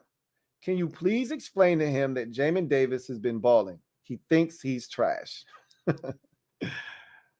Jamin Davis has been playing his ass off. As a matter of fact, watching the film against the Falcons, Jamin Davis was effing outstanding in the game. Made a number of big tackles where you go, if Jamin doesn't make that tackle, shit, I don't know if we do tackle that guy. And these aren't Jamin Davis getting blocked, getting off the block. Jamin is beating blocks. He's defeating blocks. Guy is coming to get him. A tackle's coming to get him. And Jamin is running underneath that block, running around that block, using his speed and getting to the ball carrier, getting to the quarterback. He was outstanding. He's been better since early in the season when they called him out and he was struggling. Jamin Davis has been outstanding. Outstanding. I'll put it to your friend this way. Of all the players on the team right now, defensively, if we were to rank their importance to the success of this team moving forward, after you get past the defensive line, I think you have to make a beeline to Jamin Davis. And I know the importance of Cam Curl. I know what Derek Forrest has been doing. Understand that there are no other linebackers after Jamin Davis, right? Understand what this guy has meant this season and how we've watched him get better from being cooked in the slot after being asked to do some impossible shit like cover slot receivers like Christian Kirk and Amon-Ra St. Brown. We watched him go from that and not being able to keep up with Travis Etienne in week 1 and getting cooked and just having Trevor Lawrence miss him to now he's in the hip pocket of receivers and running backs out of the backfield. He's knifing into the backfield, making plays. We're seeing the sideline speed. He's making tackles. He's playing with an uncanny amount of confidence now. He's not lost. He's not thinking. He's just going out and playing ball. Jamin Davis is exactly what we need him to be. And he's only going to get better. There aren't many people complaining about Jamin Davis's first round pick status anymore. Just understand that.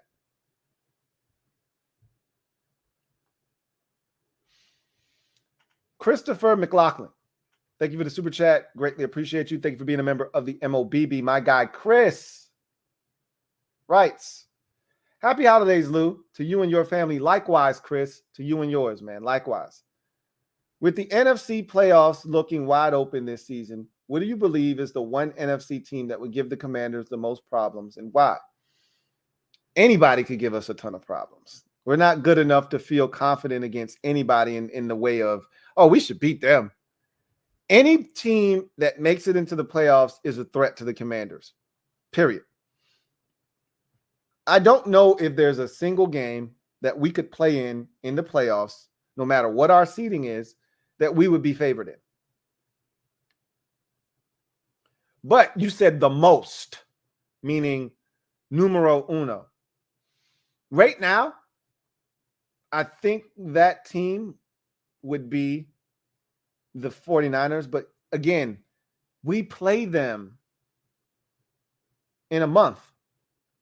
So we'll get to see where we stand and how we stack up against them. They won't be a surprise should we meet them in the playoffs. Say we get the 6th seed and they end up winning their division and they're the 3 seed. That's a first round matchup.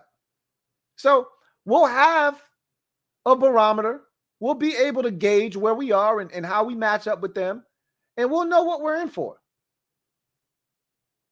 But that's a team, again, not quite like looking in a mirror because they've got more. They use their dynamic playmakers, and they've got a much better play caller on their side of the things than we do, so they can utilize their weapons. But their defense it's better than ours. I'm not going to sugarcoat it. Their defense is better than ours. Now, I think situationally, our defense is really good. We get off the field on third downs. We got a better third down defense than they do. But when it matters most, it's the red zone, and they're keeping teams out of the end zone. We're doing that with greater frequency now, but it's still a struggle for us.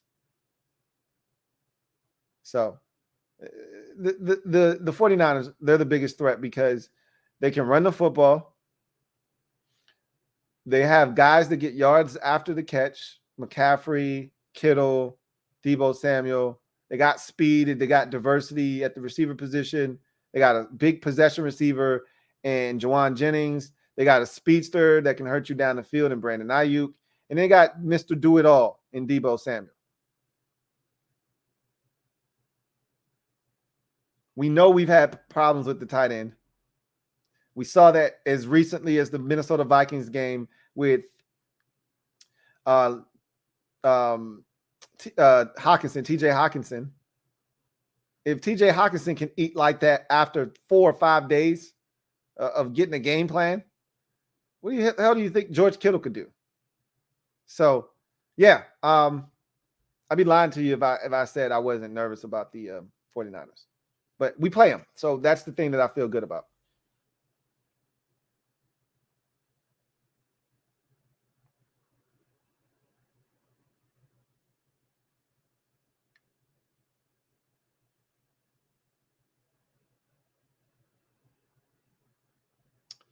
John Perez, thank you for the super chat. Greatly appreciate you. My guy, John Perez. JP writes, good to see you as always, Lou. How many games would we have to win to make the offs? Do we have to win out or win 3 or 4 of our final 5 games? Hard to say. Just win as many as you can. Like, we don't need to play the numbers game. You don't do that until you get down to your final, 1 or 2 games. That's when we start, playing the scenario game. But you know what? You only have to really do that when you're on the outside looking in. Just win football games. We're already in the playoffs right now. If they started today, we're in. Okay? Just win football games. That's all you got to do. That's it.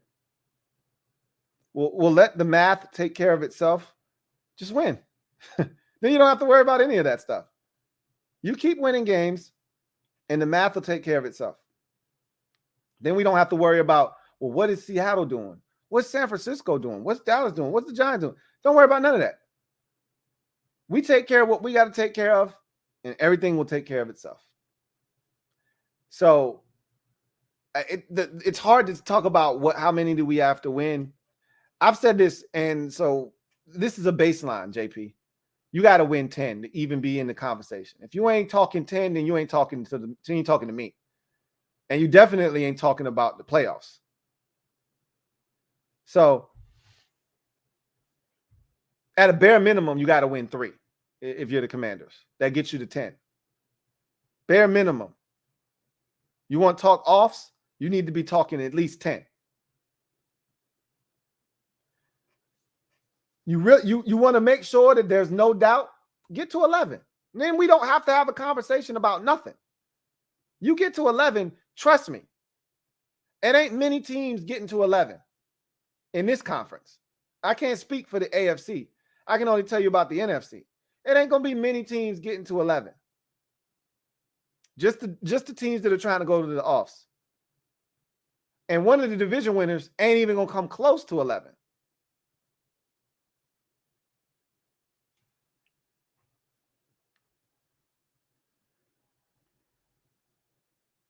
All right. Wilfredo Elias, thank you for the super chat. Greatly appreciate you. Thank you for being a member of the MOBB, who writes, I had a thought and curious as to what you think. Do you think Scott is discouraging the QBs from moving/running? Wentz was never Lamar, but even last year he was more of a willing runner, and same for TH. I don't think so. I don't think that's the case, Wilfredo.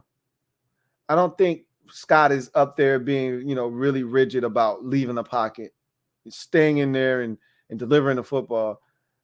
That's running, being mobile unless it's a called play, which we don't really do a lot of those. We don't do quarterback draws. There aren't a ton of read options in our offensive game plan, but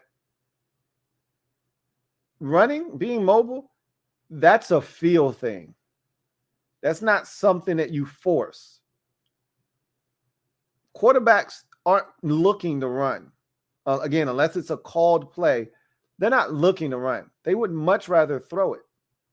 Running is a byproduct of not liking what you see, or in some instances, they're giving you a lane. You have to take this. If I'm an athlete, I'm going to just take off. I trust myself with the ball in my hands more so than trying to throw it, which is what I was saying with Taylor on 3rd and 1. Like, dude, I get it. You would much rather throw this football, 9 yards down the field and get a first down than you run it. But guess what?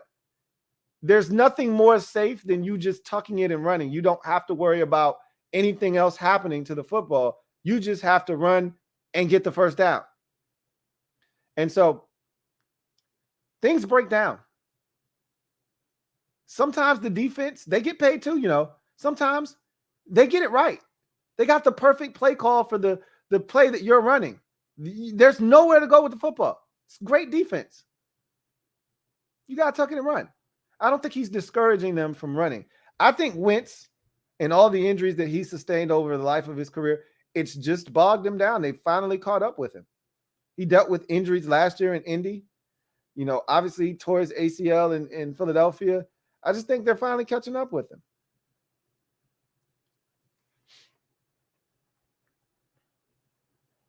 Matthew Manos, thank you for the super chat. Greatly appreciate you. Matthew writes, if we can't beat the G girls, we don't deserve to be in the playoffs. Facts. I'm loving the ride. Never got out. Thanks for all of your knowledge. HTTR. Again, it's not going to be easy. And if we don't beat the Giants this week, okay, we get another shot at it. It sucked. You go into the bye week with a sour taste in your mouth. Instead of being 8-5 and riding high, you're 7-6, probably not in the playoffs anymore, depending on what Seattle does. Again, the playoffs don't start now. The playoffs don't start next week. So you lick your wounds, you come off the bye, and you should be a team on a mission, looking for that 4-game win streak that has eluded us all season. And you should be aiming to go get it with the final 4 games that you have left after the bye week. And it would start with a home date against the Giants. And the beautiful thing is, when we come off the bye, 3 out of our final 4 games are at home. Again, I know it hasn't been home cooking for us, and we haven't been a great home team this season. But if you want to make the playoffs, if you want to be a serious team, you got to start taking care of home. I can't stress that enough. It's great that you're playing well on the road, and we're playing well on the road this season, better than we are at home. But at some point, you got to start protecting the house. What better time than at the end of the season with 3 out of your final 4 games at home for you to do that? Home for the Giants, at San Francisco, home for Cleveland, home for Dallas to finish up. Get it done. So we'll see what happens, man. If we don't sweep them, I'm not refusing an opportunity to go to the playoffs because of that. I won't sit there and say we don't deserve to go. The Giants aren't 4-7 right now. They're not 4-8. The Giants are 7-4 right now. They're a good football team.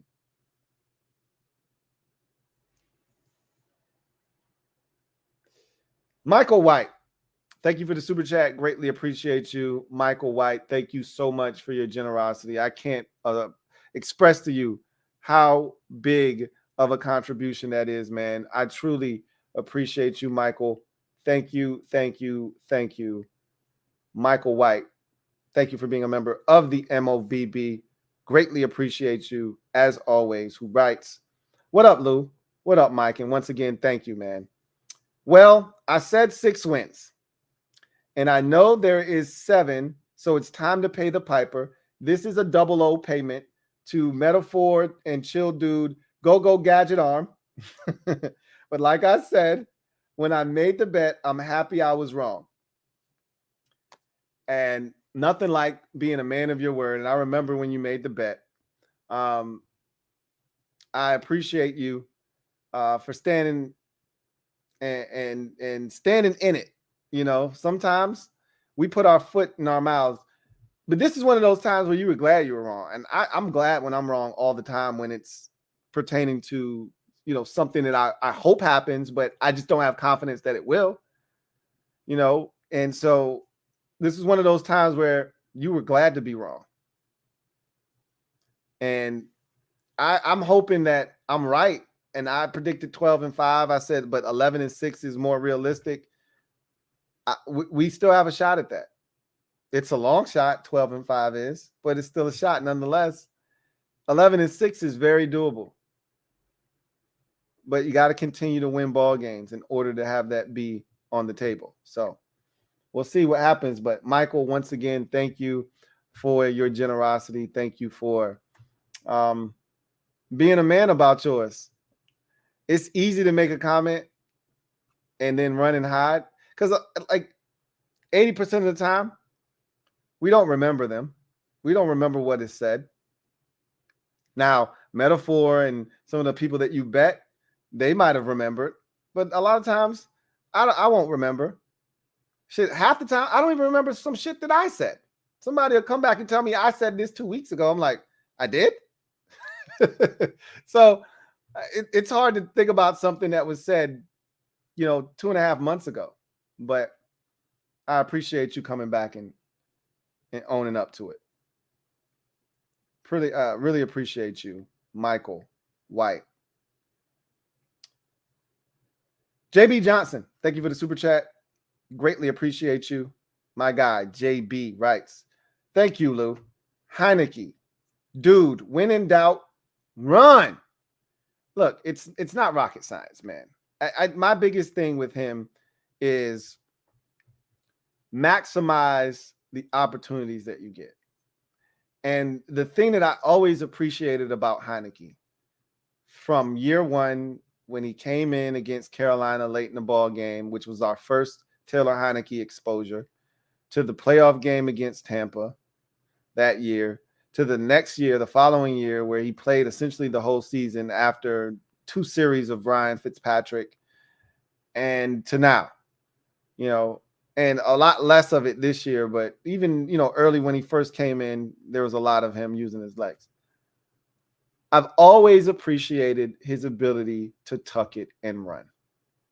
It's one of the things that had separated him from past quarterbacks that have been here was his ability to be decisive as a runner. When he didn't like something, tuck it and run. Get what you can get, live to fight another day.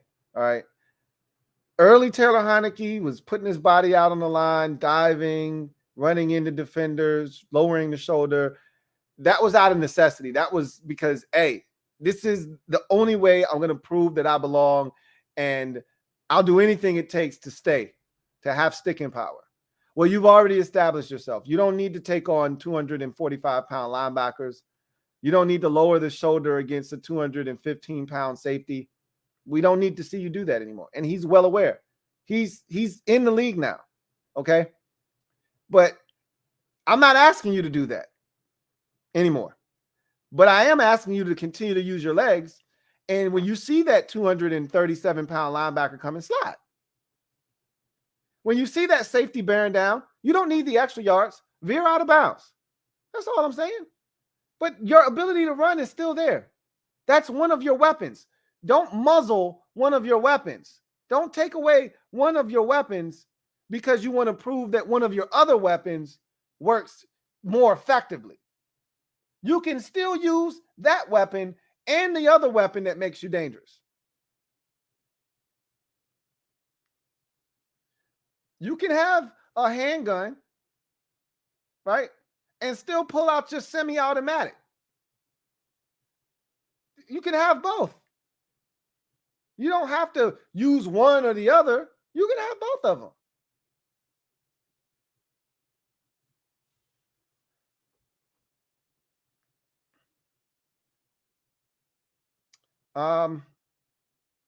Metaphor, thank you for the super chat. Greatly appreciate you. Thank you for being a member of the MOBB, who writes, Lou, gonna bring home the NJ dub at MetLife Stadium.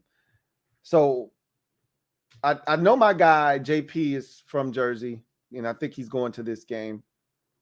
Are you in that same area, Metaphor? And if so, and you going to the game, you know what it is. You know what to do. And I've been meaning to get back to you, man. I saw your messages, so don't fret. I'm terrible at that sometimes. I'm looking to respond. Something it sidetracks me, and I don't come back. All right, so just know that I've seen your messages, and I'm going to respond. Don't worry. But in the meantime, you know what to do. If you're going to the game, you know what it is.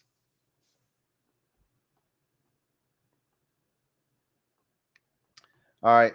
Got another one here from Wilfredo Elias. Thank you for the super chat. Greatly appreciate you. Double up. Thank you for doubling up, Wilfredo, who writes, pump your brakes, Heinecke Hive.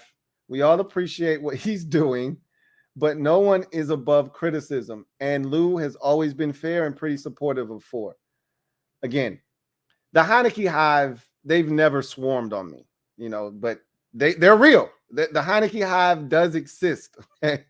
But they've never swarmed on me. And again, I've never really given them a reason to. But even if I did, that shit doesn't bother me, because I'm confident that I know who Taylor Heinecke is as a football player. So I'm not tripping about anything. The biggest thing, to your point, is I've been really supportive of Heinecke. I root for him. I want to see him succeed. I won't take it as far as members of the Heinecke Hive who want Heinecke to be the starting quarterback. They want him to be the starting quarterback. I don't want Taylor Heinecke to be our permanent starting quarterback. I love Taylor Heineke's grit. I love his personality. I love, a lot of the intangibles. He's got some shit that you just can't measure, man. They're dudes with way more talent, but don't have the shit that he has inside. And so a lot of times I prefer Heinecke over that dude with all the talent in the world, but he ain't got what Taylor Heinecke has inside of his chest. But with that said, you want better. Heineke's like a job. It's a solid job. It helps pay the bills. But I'm at this point of my life, I'm not looking for another job. The next time when I leave this job, I want a career. When you're in the workforce, you never stop looking for better until you've gotten what you perceive to be the best. For me, this is what I need right here. This is all I need. I love this career that I've gotten. They pay well, great benefits, love the people I work with. I don't need anything else. This is a job I can retire with, or a career I can retire with. That's when you stop looking. But until you reach that nirvana, you never stop looking. This doesn't pay enough. Don't really care for the people I work with. This doesn't stimulate me. I hate going to work every day. Then you need to find something else. Heinecke's a really solid job. I don't want another job. Wentz is another job. I don't want another job. Sam Howell may be another job. I'm not sure about that or not. I'd have to see. But I don't want another job. I want a career. If we're leaving Heinecke, it's for a career. At some point in your life, you get tired of renting, whether it's an apartment or a townhouse. I'm done renting. I'm done giving somebody else my money. I'd rather be putting equity in something that's mine. So the next time that I move, it's not going to be from this townhouse to another townhouse that I'm renting. I want to be buying something. That's where we're at with Taylor Heinecke. This is a rental property that we're staying in. Heinecke is a rental property. And it serves its purpose. But don't you want to buy? Don't you want to own? At some point, you need to level up. Heinecke is perfect for what we need this year. And I've said this. I said this last year. I've said it this year. Heinecke is one of the best. Now, I've said he's the best backup quarterback in the league. I don't know about that. Like Mike White and what he's doing in New York, and he's done this multiple times. I don't know if he's as consistent as Taylor Heinecke. But damn it, he's had multiple, these 3 and 4 touchdown pass games where he's come in and shredded defenses and looked like he could start. Heinecke's had some games, but I don't know, man. Like Mike White is another one of these dudes. There's some quality backups right now, but he's one of the better ones. I'll just say that. Metaphor, thank you for the super chat. Greatly appreciate you. Double up. Thank you for doubling up. Metaphor, who writes, Daron left hand up shirt and more on my burgundy tee site. Y'all check him out. Feel free, Metaphor, in the comment section to leave your website in there. Drop that link. Y'all check him out. And I'm going to say this real quick too.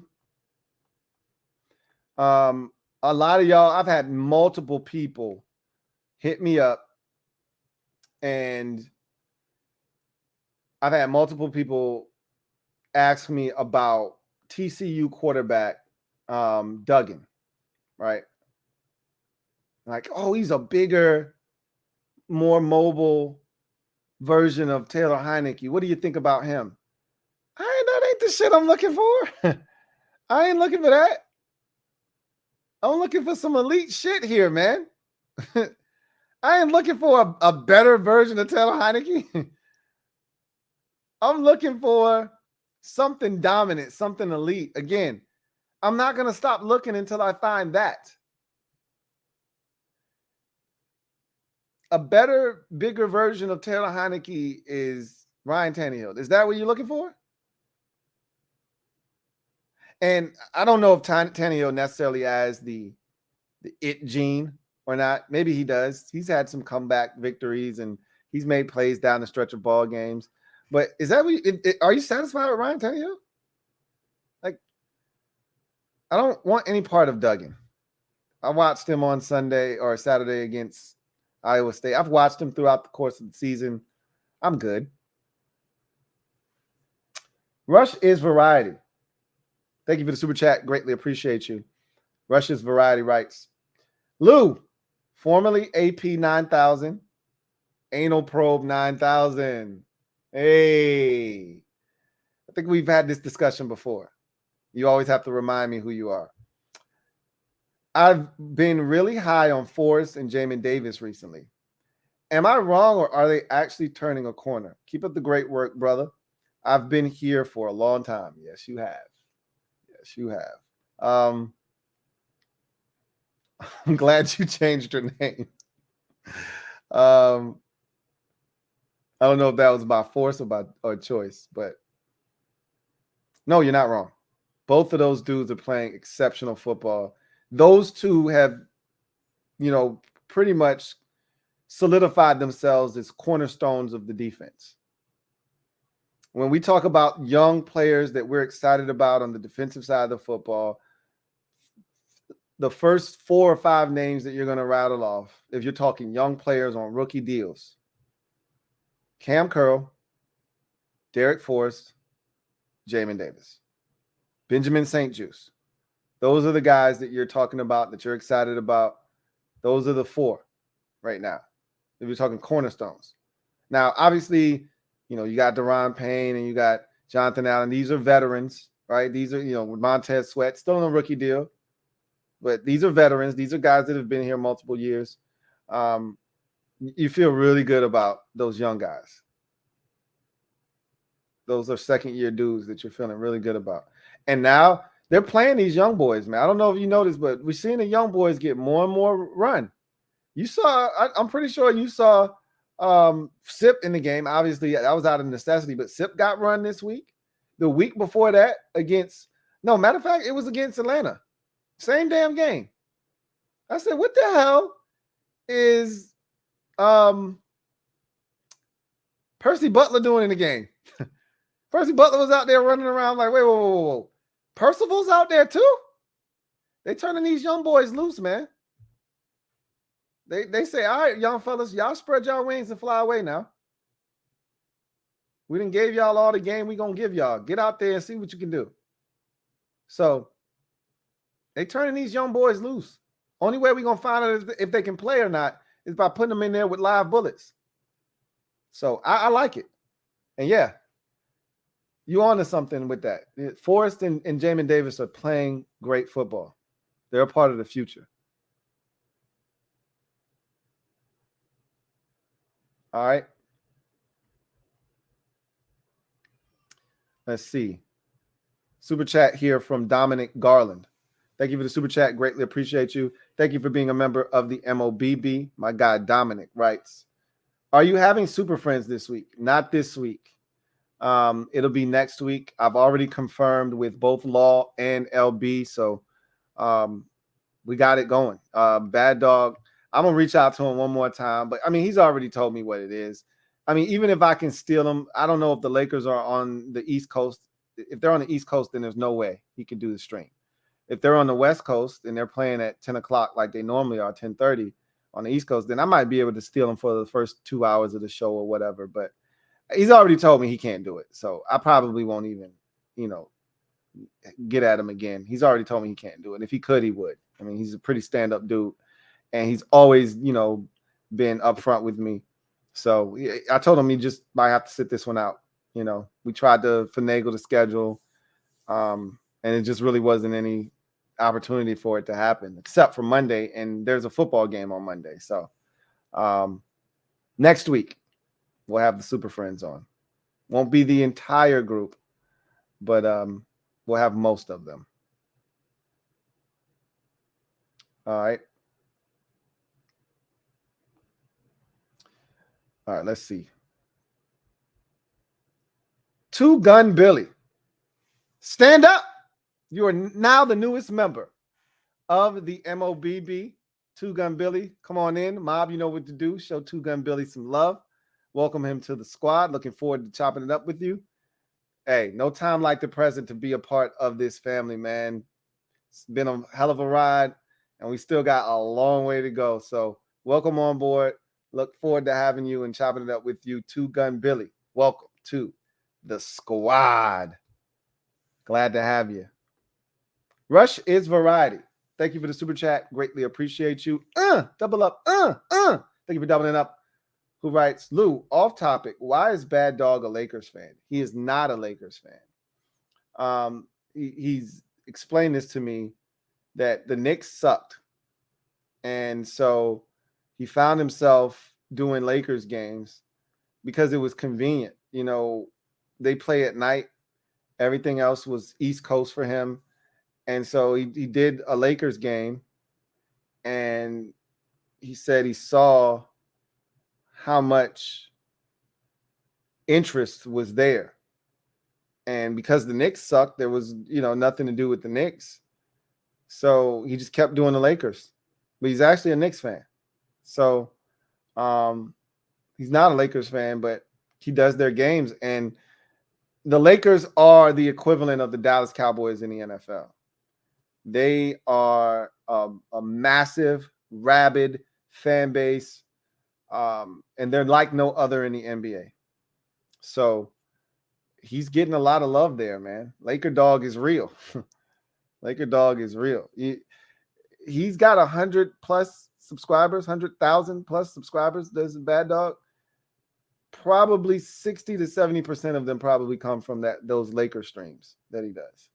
Like that's some real shit, man.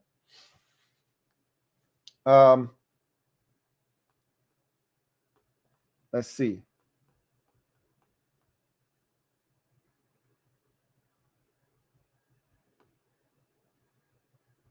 All right, got a super chat here. This one is from Lou's nephew. Thank you for the super chat. Greatly appreciate you. Thank you for being a member of the MOBB who writes, damn, that's how you feel? Say less. You sound like him, too. That's the crazy part. You sound just like him. If I didn't know any better, I would have thought it was him. King of the North, thank you for the super chat. Greatly appreciate you. Here's the thing, though. My nephew knows exactly how I feel. Anything that I've told you, I've told him to his face. He'll never hear anything about him from me or from my mouth to someone else that he hasn't already heard to his face. King of the North, thank you for the super chat. Greatly appreciate you. My guy, King of the North, thank you for being a member of the MOBB who writes, I'm confident we can stop the Giants' run game. They don't have an O-line like the Falcons do. We've stopped Eagles' read option by attacking the quarterback and forcing the handoff. We can do the same versus the Giants. I don't doubt that you're wrong. And their read option isn't it like the Falcons are dynamic because, one, they've invested a lot of resources on that offensive line, and they're playing as a cohesive unit. You know, they spent first-round picks on that offensive line between Matthews at tackle and Lindstrom at guard. They've spent some good draft capital. And then you got some guys like Dahlman at center who's just playing well, right? But also, they are invested in the way that they play. There's no hesitation from Mariota. If he's got to pull it, he's going to pull it. Like, Daniel Jones will pull it too. No, don't get me wrong, but Mariota's like, bro, I don't know if I'm going to get another opportunity. I'm sorry. He's like Taylor Heinecke in the sense of, I don't know if I'm going to get another chance to play starting quarterback in the league. So I'll do whatever you ask me to do. If you tell me I got to run my shoulder into a 313-pound defensive tackle, I'm going to do that shit. If that means I get to continue to start. Daniel Jones ain't at that point of his career yet where he's like, I don't know if I'm going to get another opportunity to do this. So I'm selling out.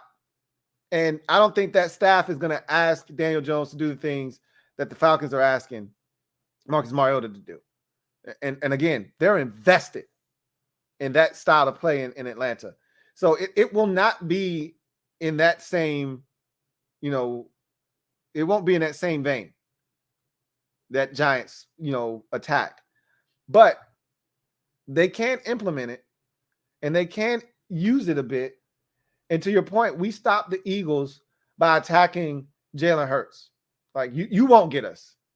And I've said, and I was laughed out of the room 2 Super Friend streams ago when I said, I'm much rather, or it might have been the last one, much rather have Jalen Hurts kill me with his arm like he did the first game. Like, oh, like he did the first game. Yeah, exactly like the first game. Because I don't think he can do that consistently. I'd much rather have him than do the shit that he did against Green Bay, where he's got 160 yards rushing. Yeah, no, I don't want any parts of that shit. Make him Jalen Hurts the passer. That's what I want to do to Daniel Jones. Make him Daniel Jones the passer. Don't let him be Daniel Jones the athlete. To hell with that. I hope we can do the same to the Giants. I hope you're right.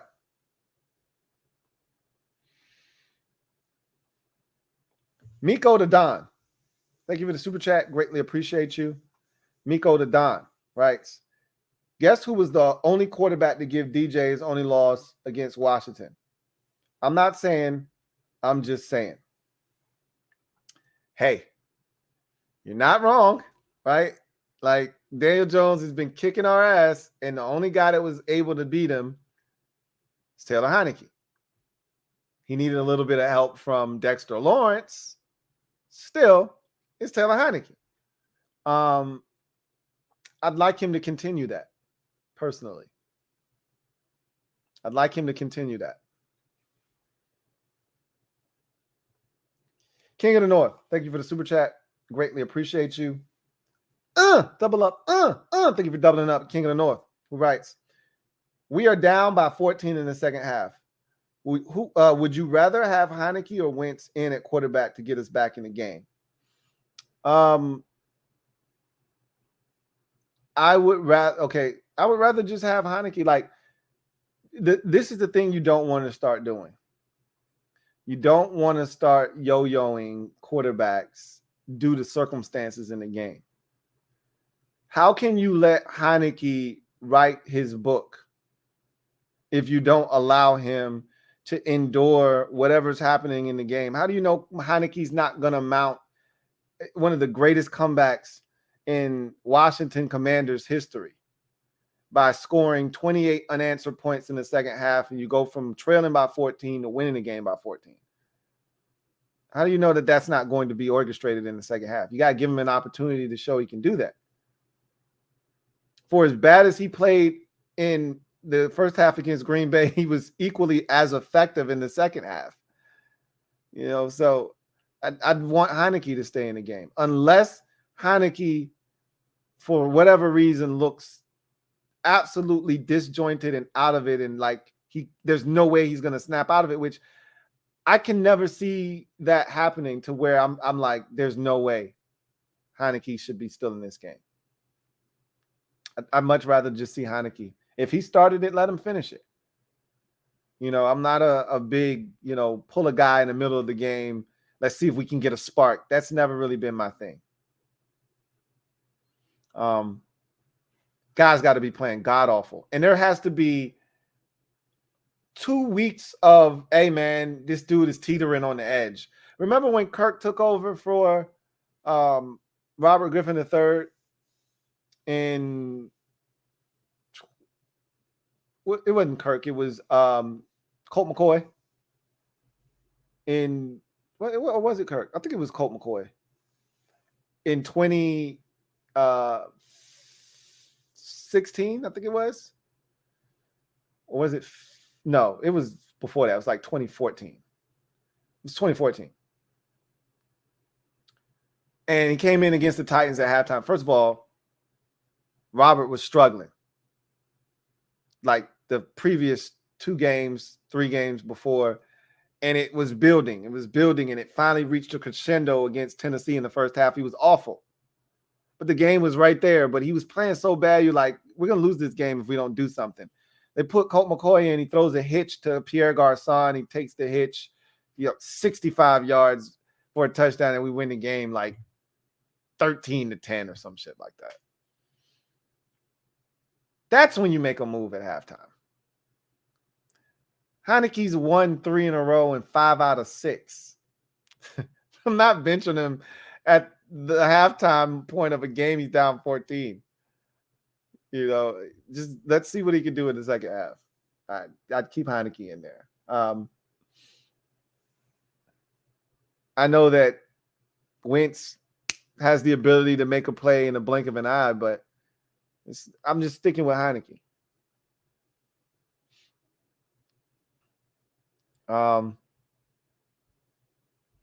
Let's see. Got another super chat. This one is from Jamal Ford Jr. Thank you for the super chat. Greatly appreciate you. Jamal writes, Lou, you keep me laughing. I'll be walking around the crib screaming at my kids. Who else could it be? Keep up the good work, champ. Left hand up. Oh, man, I appreciate that, Jamal. That's funny. You aren't the only one that has told me that they love the who else could it be. My barber is funny because when I come to the barbershop, that's what he yells a lot of the time is, who else? Oh, man. Y'all are funny. Alan Nudis, thank you for the super chat. Greatly appreciate you. Alan Nudis writes, is chemistry a factor in Jahan's dip in production? Maybe. There's definitely something to a quarterback being comfortable throwing, specific guys to football, but I don't really think it's necessarily, he's been out of the lineup. Taylor doesn't have a great chemistry with him, so he's not getting the football. I just think that Heinecke is more comfortable going to other guys, and you don't need to go through your progressions if the first read is open. So if they call a play in a huddle for Terry and Terry's getting open on a deep over route, Jahan might be open for a touchdown up the sideline, but if Terry's the first read in the progression and he's open, that's where I'm going with the football. So I'll never see Jahan open on the backside of the play. And I think that's what you're getting a lot of the time is the first or second read is open, and that's where he's going with the football. And if it's not, either he's getting out of there and extending the play, or he's checking it down, to something right in front of his face. And he's never getting to Jahan. That's why I said it's Scott Turner's job to make sure that Jahan gets touches. It's not Taylor Heinecke's job to ensure that Jahan Dotson gets a touch. It's the play caller's job to call a play specifically to get Jahan Dotson involved, or a play that has Jahan as the first read, which I don't think he's doing. So you always hear this from Scott Turner, and guys that have a scheme say the same thing. Coverage will dictate where the football goes. I understand that, and that's not wrong, but I hate that statement when it comes to dynamic playmakers, because I don't want to hear that when it comes to Terry. I don't want to hear that when it comes to Curtis Samuel. I don't want to hear that when it comes to Jahan Dotson. Coverage dictates whether Cam Sims gets the football. Coverage dictates whether De'Ami Brown gets the football. Dax Milne gets the football. Okay? Coverage doesn't dictate whether Terry, Curtis, or Jahan gets involved. You as a playmaker ensure that they get involved. Then after that, we can talk about whether the coverage dictates if they get more opportunities to eat. But they shouldn't be starving. There should be something on their plate. Coverage will dictate how much is on their plate.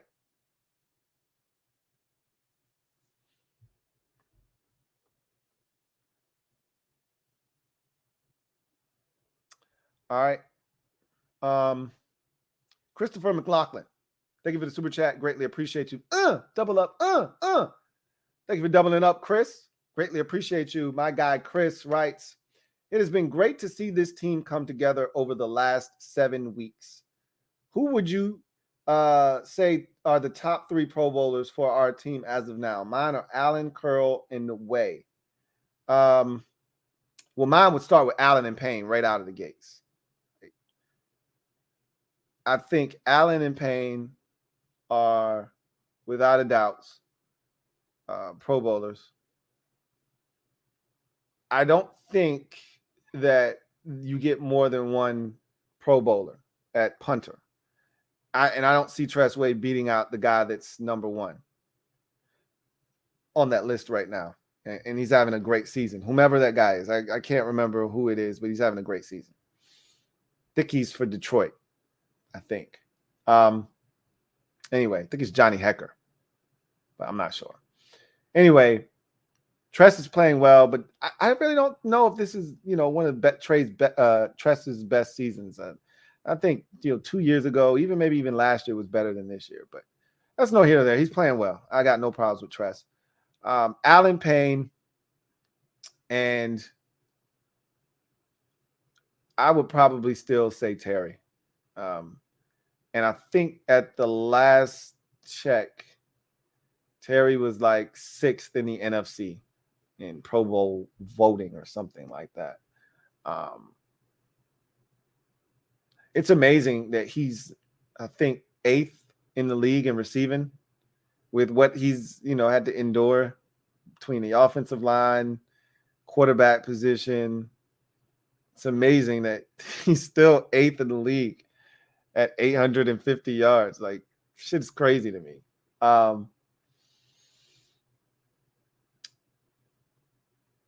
If it's not Terry, then I think that's when you could go to one of the safeties. We know the value of Cam Curl. I don't know if everyone else does. And the Pro Bowl is big about numbers as much about numbers as anything else, because when someone goes to vote for the Pro Bowl, they just have a few of your statistics there. So if you're not watching, you wouldn't know. And Cam Curl doesn't have a single interception. I don't know if he's got any forced fumbles. Don't think he's recovered any fumbles. But he's had a lot of big plays, a lot of big tackles. But again, that they don't have a big tackle stat and category. It's just a tackle. But we all know that it was his tackle that kept, Michael Pittman Jr. out of the end zone against Indianapolis. And then Jamin Davis gets the big third down stop and they have to settle for a field goal. We know that. We watched him. But everybody else doesn't know that. Right? Like, we know what his value is. We know he had the big hit on Aaron Jones to keep him out of the end zone against Green Bay.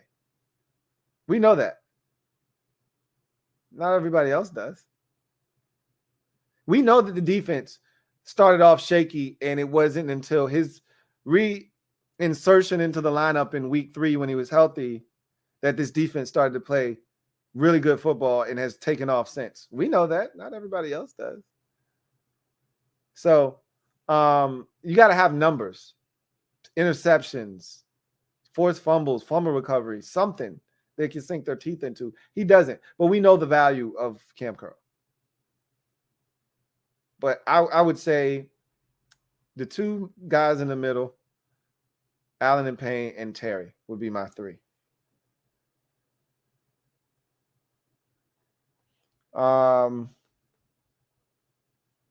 Let's see. Got another super chat here. Ethan Dykes. Thank you for the super chat. Greatly appreciate you, my guy. Ethan writes, Louie. What's up, E?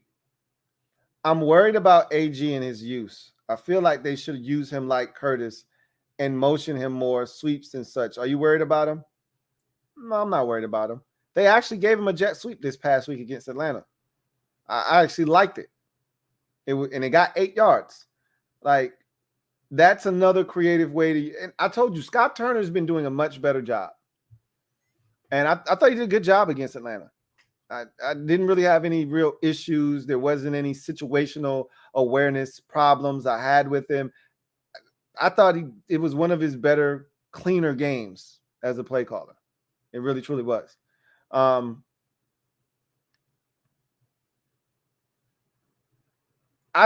What was interesting was them going away from Antonio Gibson in this game and going to Jonathan Williams. But I didn't have a problem with it because Jonathan Williams, if he's going to be a part of the rotation, if he's going to be a part of this team with no J.D. McKissick moving forward, they wanted to get his feet wet.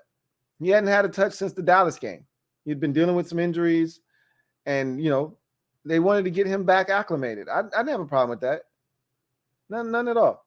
What I want to see them do with Antonio is throw him the football more. That's what I want to see. I know he can run it, but we got other dudes that can run it.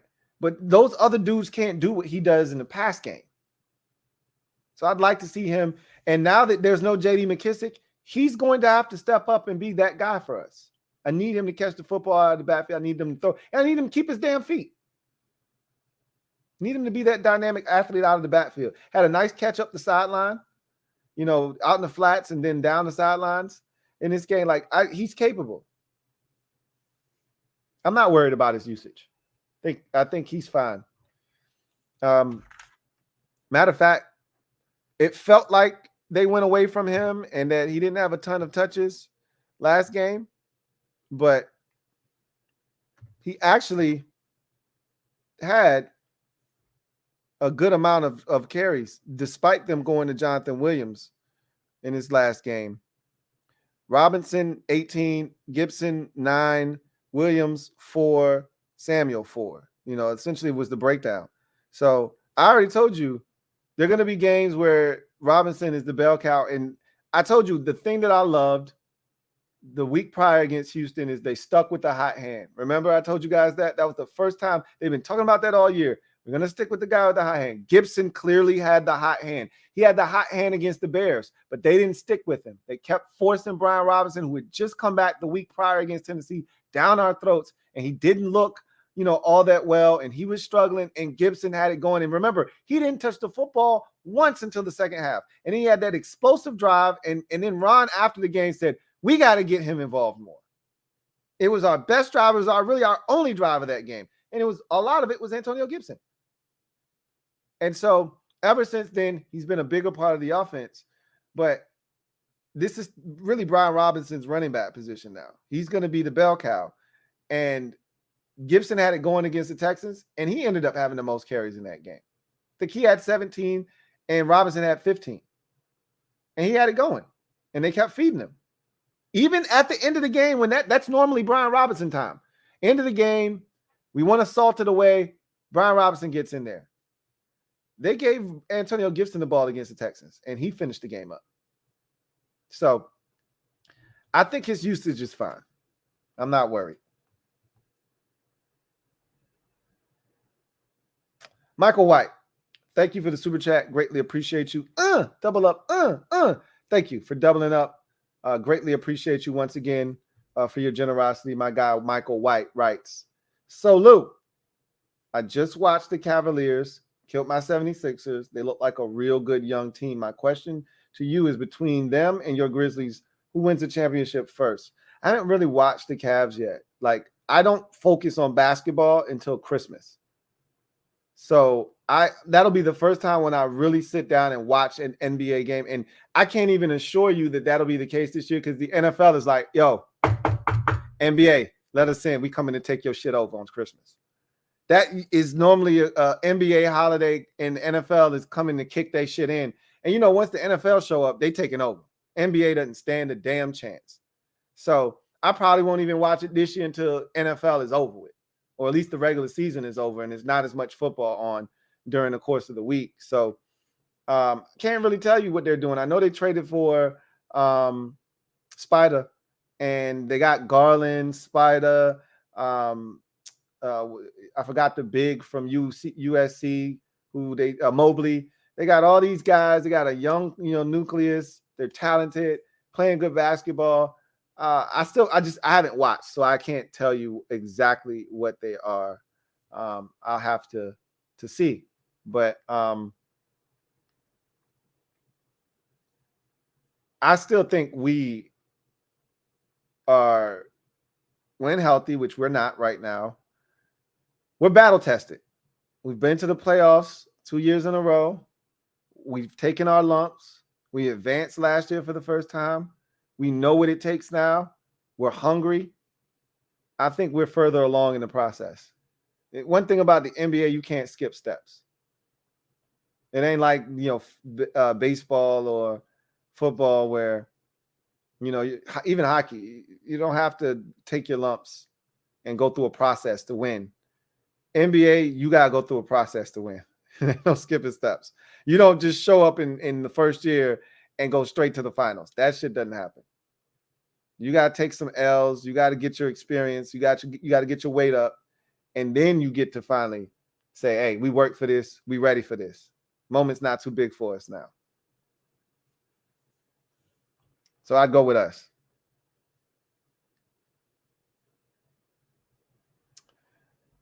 Michael White, thank you for the super chat. Greatly appreciate you. My guy, Michael, writes, my 76ers have been getting busted a lot lately. All good, though. I know you see who's leading the league in field goal percentage and assists. I told you it would happen. Here's the thing with the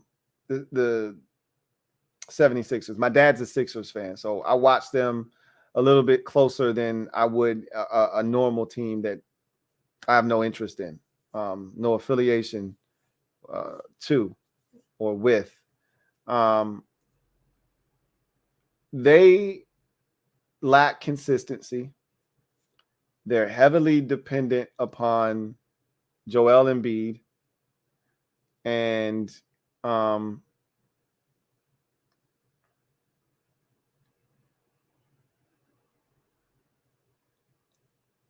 don't think they get enough from the other quote unquote stars. I actually really like Tobias Harris. And I thought he was the most consistent in the playoffs last year. But Harden isn't what he used to be, clearly. And all the role players, they're like hit or miss. Like Thibault, hit or miss. He's a 3-and-D guy, but he really doesn't shoot the three. He's just really more of a D guy, which is cool, but you got to be able to knock down. You got to be a 3-and-D guy. You can't just be a D guy anymore. All right, pause. Your point guard position is sketchy. I love Tyrese Maxey, and when he's got it going, he's a problem.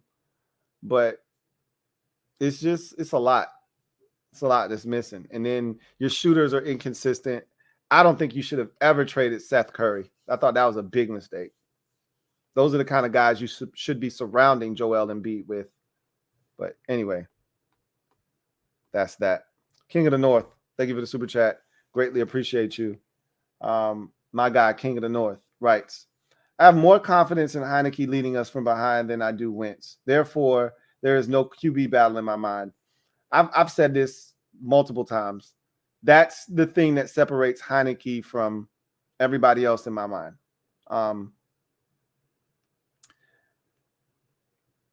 Is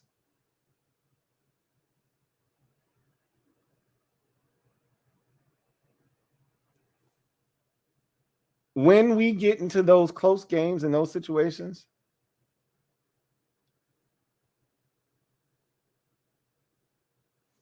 I feel like unless it's like the Vikings game where it's like 14 seconds, there ain't really shit we can do at that point, right? But had we gotten the football in that Vikings game,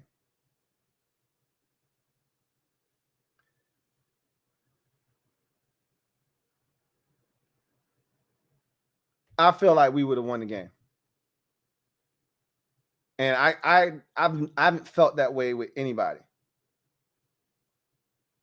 So there's a level of comfort that I have with Michael White that I just don't have with other dudes or Taylor Heinecke. There's this level of comfort I have with him late in ball games. He's going to get it done. He's going to find a way to lead us to victory. That Colts game to me was what unlocked it for me. Because I thought we had lost that game. I had already counted that as a loss. I was pissed off when he threw the pick and they scored the touchdown and they went up 16-7. I had declared that game a loss and I was fuming because that's not a game you're supposed to lose. You want to go to the playoffs? You can't lose to the Indianapolis Colts. And then 2 fourth-down conversions. And those were Taylor Heinecke conversions, especially the one to Curtis Samuel where he escapes the pocket, avoids a sack, escapes the pocket, rolls to his right, and finds Curtis Samuel right by the sideline. That's a huge play. The game doesn't extend. We don't have a chance without that. The other fourth down where he finds Curtis Samuel on a corner route. The game is over if he doesn't make these plays. There's a third down run on the final possession before the Terry deep ball that he runs and picks up the first down and gets out of bounds. He was clutch. That was on the heels of the Green Bay game the week before, where he was huge in the second half. Down the stretch, the throw to Terry to essentially salt it away. So I feel really good about Heinecke, and there's no debate in my mind. So anyway, let me just say this. I find it very odd that Michael White all of a sudden is asking me basketball questions. Now, I was going to say something because he made up this random question. I told you who was going to lead the league, and Michael White has never told me any of that before. But You didn't say anything to get me to say so, just in case, because that seemed real luckish. Just going to tell you. That seemed luckish, but you didn't get me. If it's you, just so you know. I digress.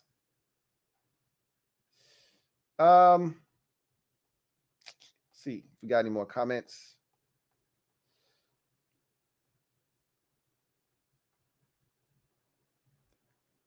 I knew it.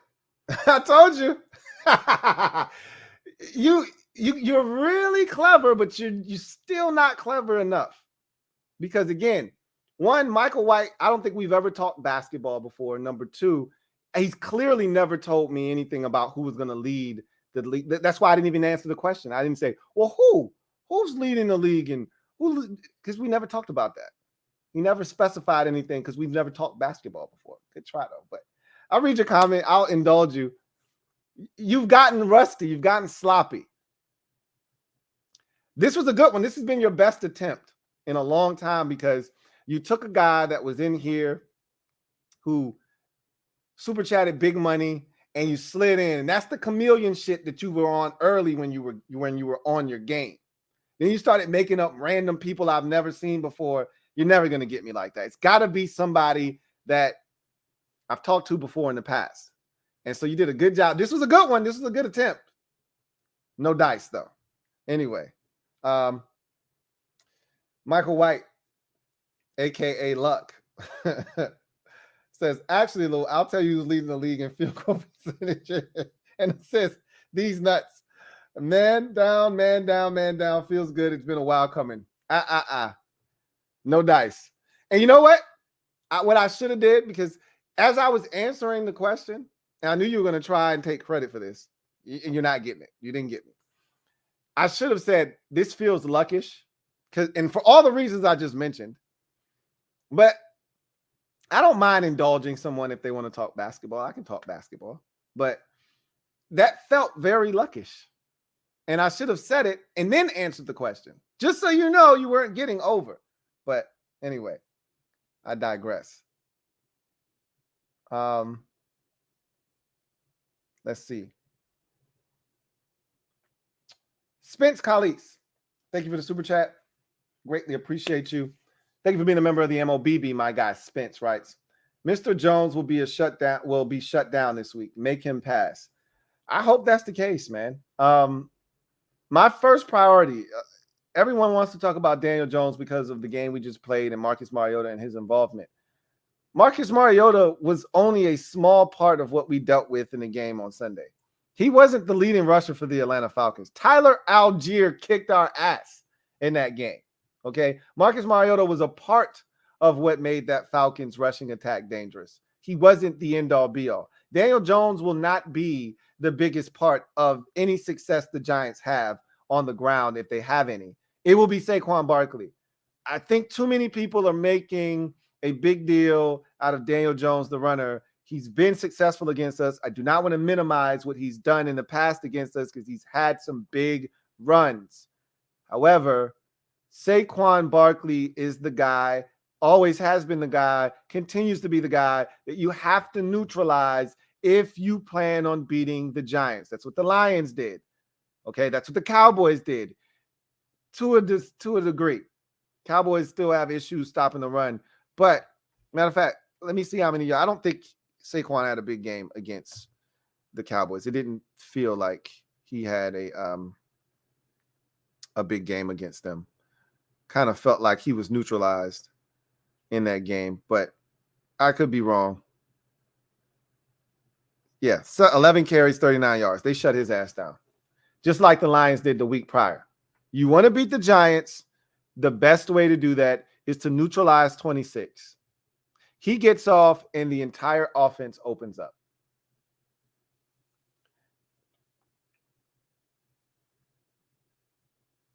Excuse me. Chauncey Davis, thank you for the super chat. Greatly appreciate you, my guy. OG, triple OG. Thank you for being a member of the MOBB, who writes, Hampton Boulevard bully. Norfolk is in an uproar. You know what it is. You know what it is. Hampton Boulevard Bully. Hopefully he can continue to get it done. Norfolk is in a uproar. Well, that is the last super chat, which means it is time for yours truly to exit stage left. I appreciate everybody tonight coming and kicking it with the kid, chopping it up. Got a big game on Sunday. Looking forward to it. Bart Scott. Can't wait. I want to do to the Giants what has been done to us. I want to do to the Giants what has been done to us. And that's take their season and wreck it like our season, even though they really weren't a part of the wrecking last, season. I want to do what was done to us. So this is an opportunity to do that. And I look forward to taking it. So I want to bring up one more thing before we get out of here. I don't know if y'all caught wind of this. And I meant to bring this up a lot earlier. Trey Turner didn't practice today. Do you know who was practicing at right guard, who was starting at right guard on the offensive line? You guessed it. Samuel Cosmi was starting at right guard.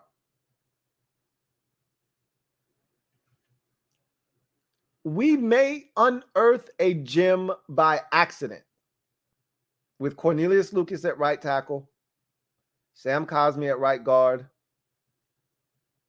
Tyler Larson at center, Andrew Norwell at left guard, and Charles Leno Jr. at left tackle. We may actually unearth a gem on accident. We talked about him playing guard potentially. That might be where he's best suited. We'll see. I don't know. But and I don't think he's going this week. If Trey Turner can't go, they may not go to Sadiq Charles. They may go to Sam Cosmi. And that might be the piece that makes this rush offense dominant. Cosmi at guard may be the thing that really, truly unlocks this run game. I don't know. I don't want to make a whole hell of a lot out of this. I don't want to make a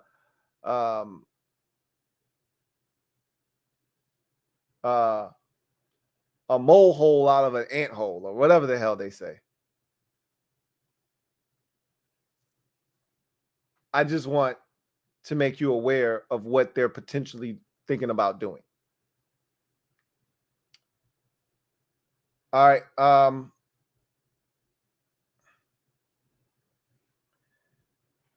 Spanking Midget Cheeks, 3 weeks. Thank you for the super chat. Greatly appreciate you. Thank you for being a member of the MOBB who writes, according to my calculations, I'm 6-41, Lou. That sounds about right. I think you probably got me about, I don't know if you got me 6 times. That's a lot. I would give you credit for like 4. Probably got me took a little while for me to wake the hell up, but I think you got me about 3 or 4 times. 6 is a bit much, but it's somewhere in that vicinity, 3 to 4. I'm gonna say 4. So you got me about 4 times. So make that 4-43. Michael White, thank you for the super chat. Greatly appreciate you. Michael White writes, LOL, freaking luck. This is the real Michael White. I can't even listen when somebody says this is the real such and such. I believe you. I think it is you. Feel like the very first basketball question was me and the second 2 was not. That's some slick shit. You might have made the first comment about the Cavaliers. But I know you never, I don't recall you and I ever having a basketball conversation. We may have, but we never to the point where you got explicit in details in terms of who you said was going to lead the league in assists and field goal percentage. Like, that was slick on the part of Luck, but again, I'm on some next level shit. So I'm going to recall that, Anyway, that was funny. That was a good one. I got to give Luck some credit on that. FL2, thank you for the super chat. Greatly appreciate you. Thank you for being a member of the MOBB, who writes, Wes Schweitzer practicing yet? Yes, he returned to practice today or yesterday. If you're on the East Coast, yesterday. So, yes, he's back at practice. I saw him. I actually laid eyes on him practicing. Now, they were inside the bubble practicing today. So, it was literally no helmets, T-shirt, and shorts.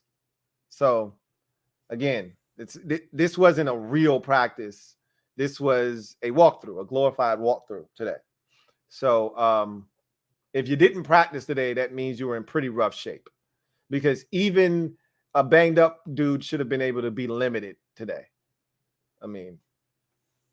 But yesterday rather, but that's nor here nor there. He's back.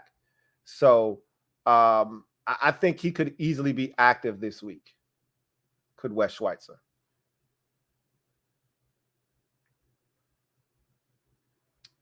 Barry Curtis Jr. Stand up. You are officially the newest member of the MOBB. Welcome aboard, Barry Curtis Jr. I feel like we've done this before. Maybe you've upgraded, or maybe you left and now you're back, whatever the case may be. I'm glad to have you. Either way, Mob, you know what to do. Show Barry Curtis Jr. some love. Welcome to the squad, Barry Curtis Jr. There it is. A mountain out of a molehill. Thank you, Miss Perry. A mountain out of a molehill. There you go. Eddie Clayton, thank you for the super chat. Greatly appreciate you. Eddie Clayton writes, Heinecke for 2 years, then Arch Manning and Bezos. I don't really give a shit who's that quarterback as long as Dan Snyder sells his damn team. That's for damn sure. I want to see if Arch Manning is really that damn good. You got teams fighting over him. He's going to Texas. We're going to see how damn good Arch Manning is. All this shit everybody talking about his ass. He better be nice, too. Anyway, I digress. That's going to do it for me, your man Louie T, here on Commanders Nightly News Live. I look forward to chopping it up with y'all tomorrow. Again, we'll go behind enemy lines. And we'll have a really good Thursday night game. And then Friday, we'll be making those predictions. This is a toughie, man. Giants aren't going to lay down for us, but I like where this team is at. I really, truly do. So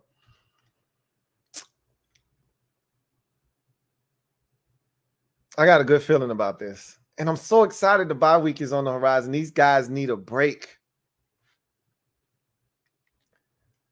That's going to do it for me, your man Louie T. Until next time, you guys take care. Most importantly, as always, God bless and good night. Here comes the diesel. Here comes the diesel. There's the snap, hand to Riggins. Good hole. He's got the first down to the 40. He's gone. The 35, the 30, the 20. He's gone. He's gone. Touchdown, Washington Redskins. LouieTeeNetwork. Got another comment on the way out. Ethan Dykes, thank you for the super chat. Greatly appreciate you. Double up. Thank you for doubling it up. Eddie and Perry, 757. Smoke. Sheesh. Come pull up, Lou. I was just in the 757. I'm always around the 757. You never know when I'm going to be in the 757. Hell, I don't even know when I'm going to be in the 757. Anyway, I digress. Y'all get out of here. Have a good one. I'll see you guys tomorrow. Adios. Mañana.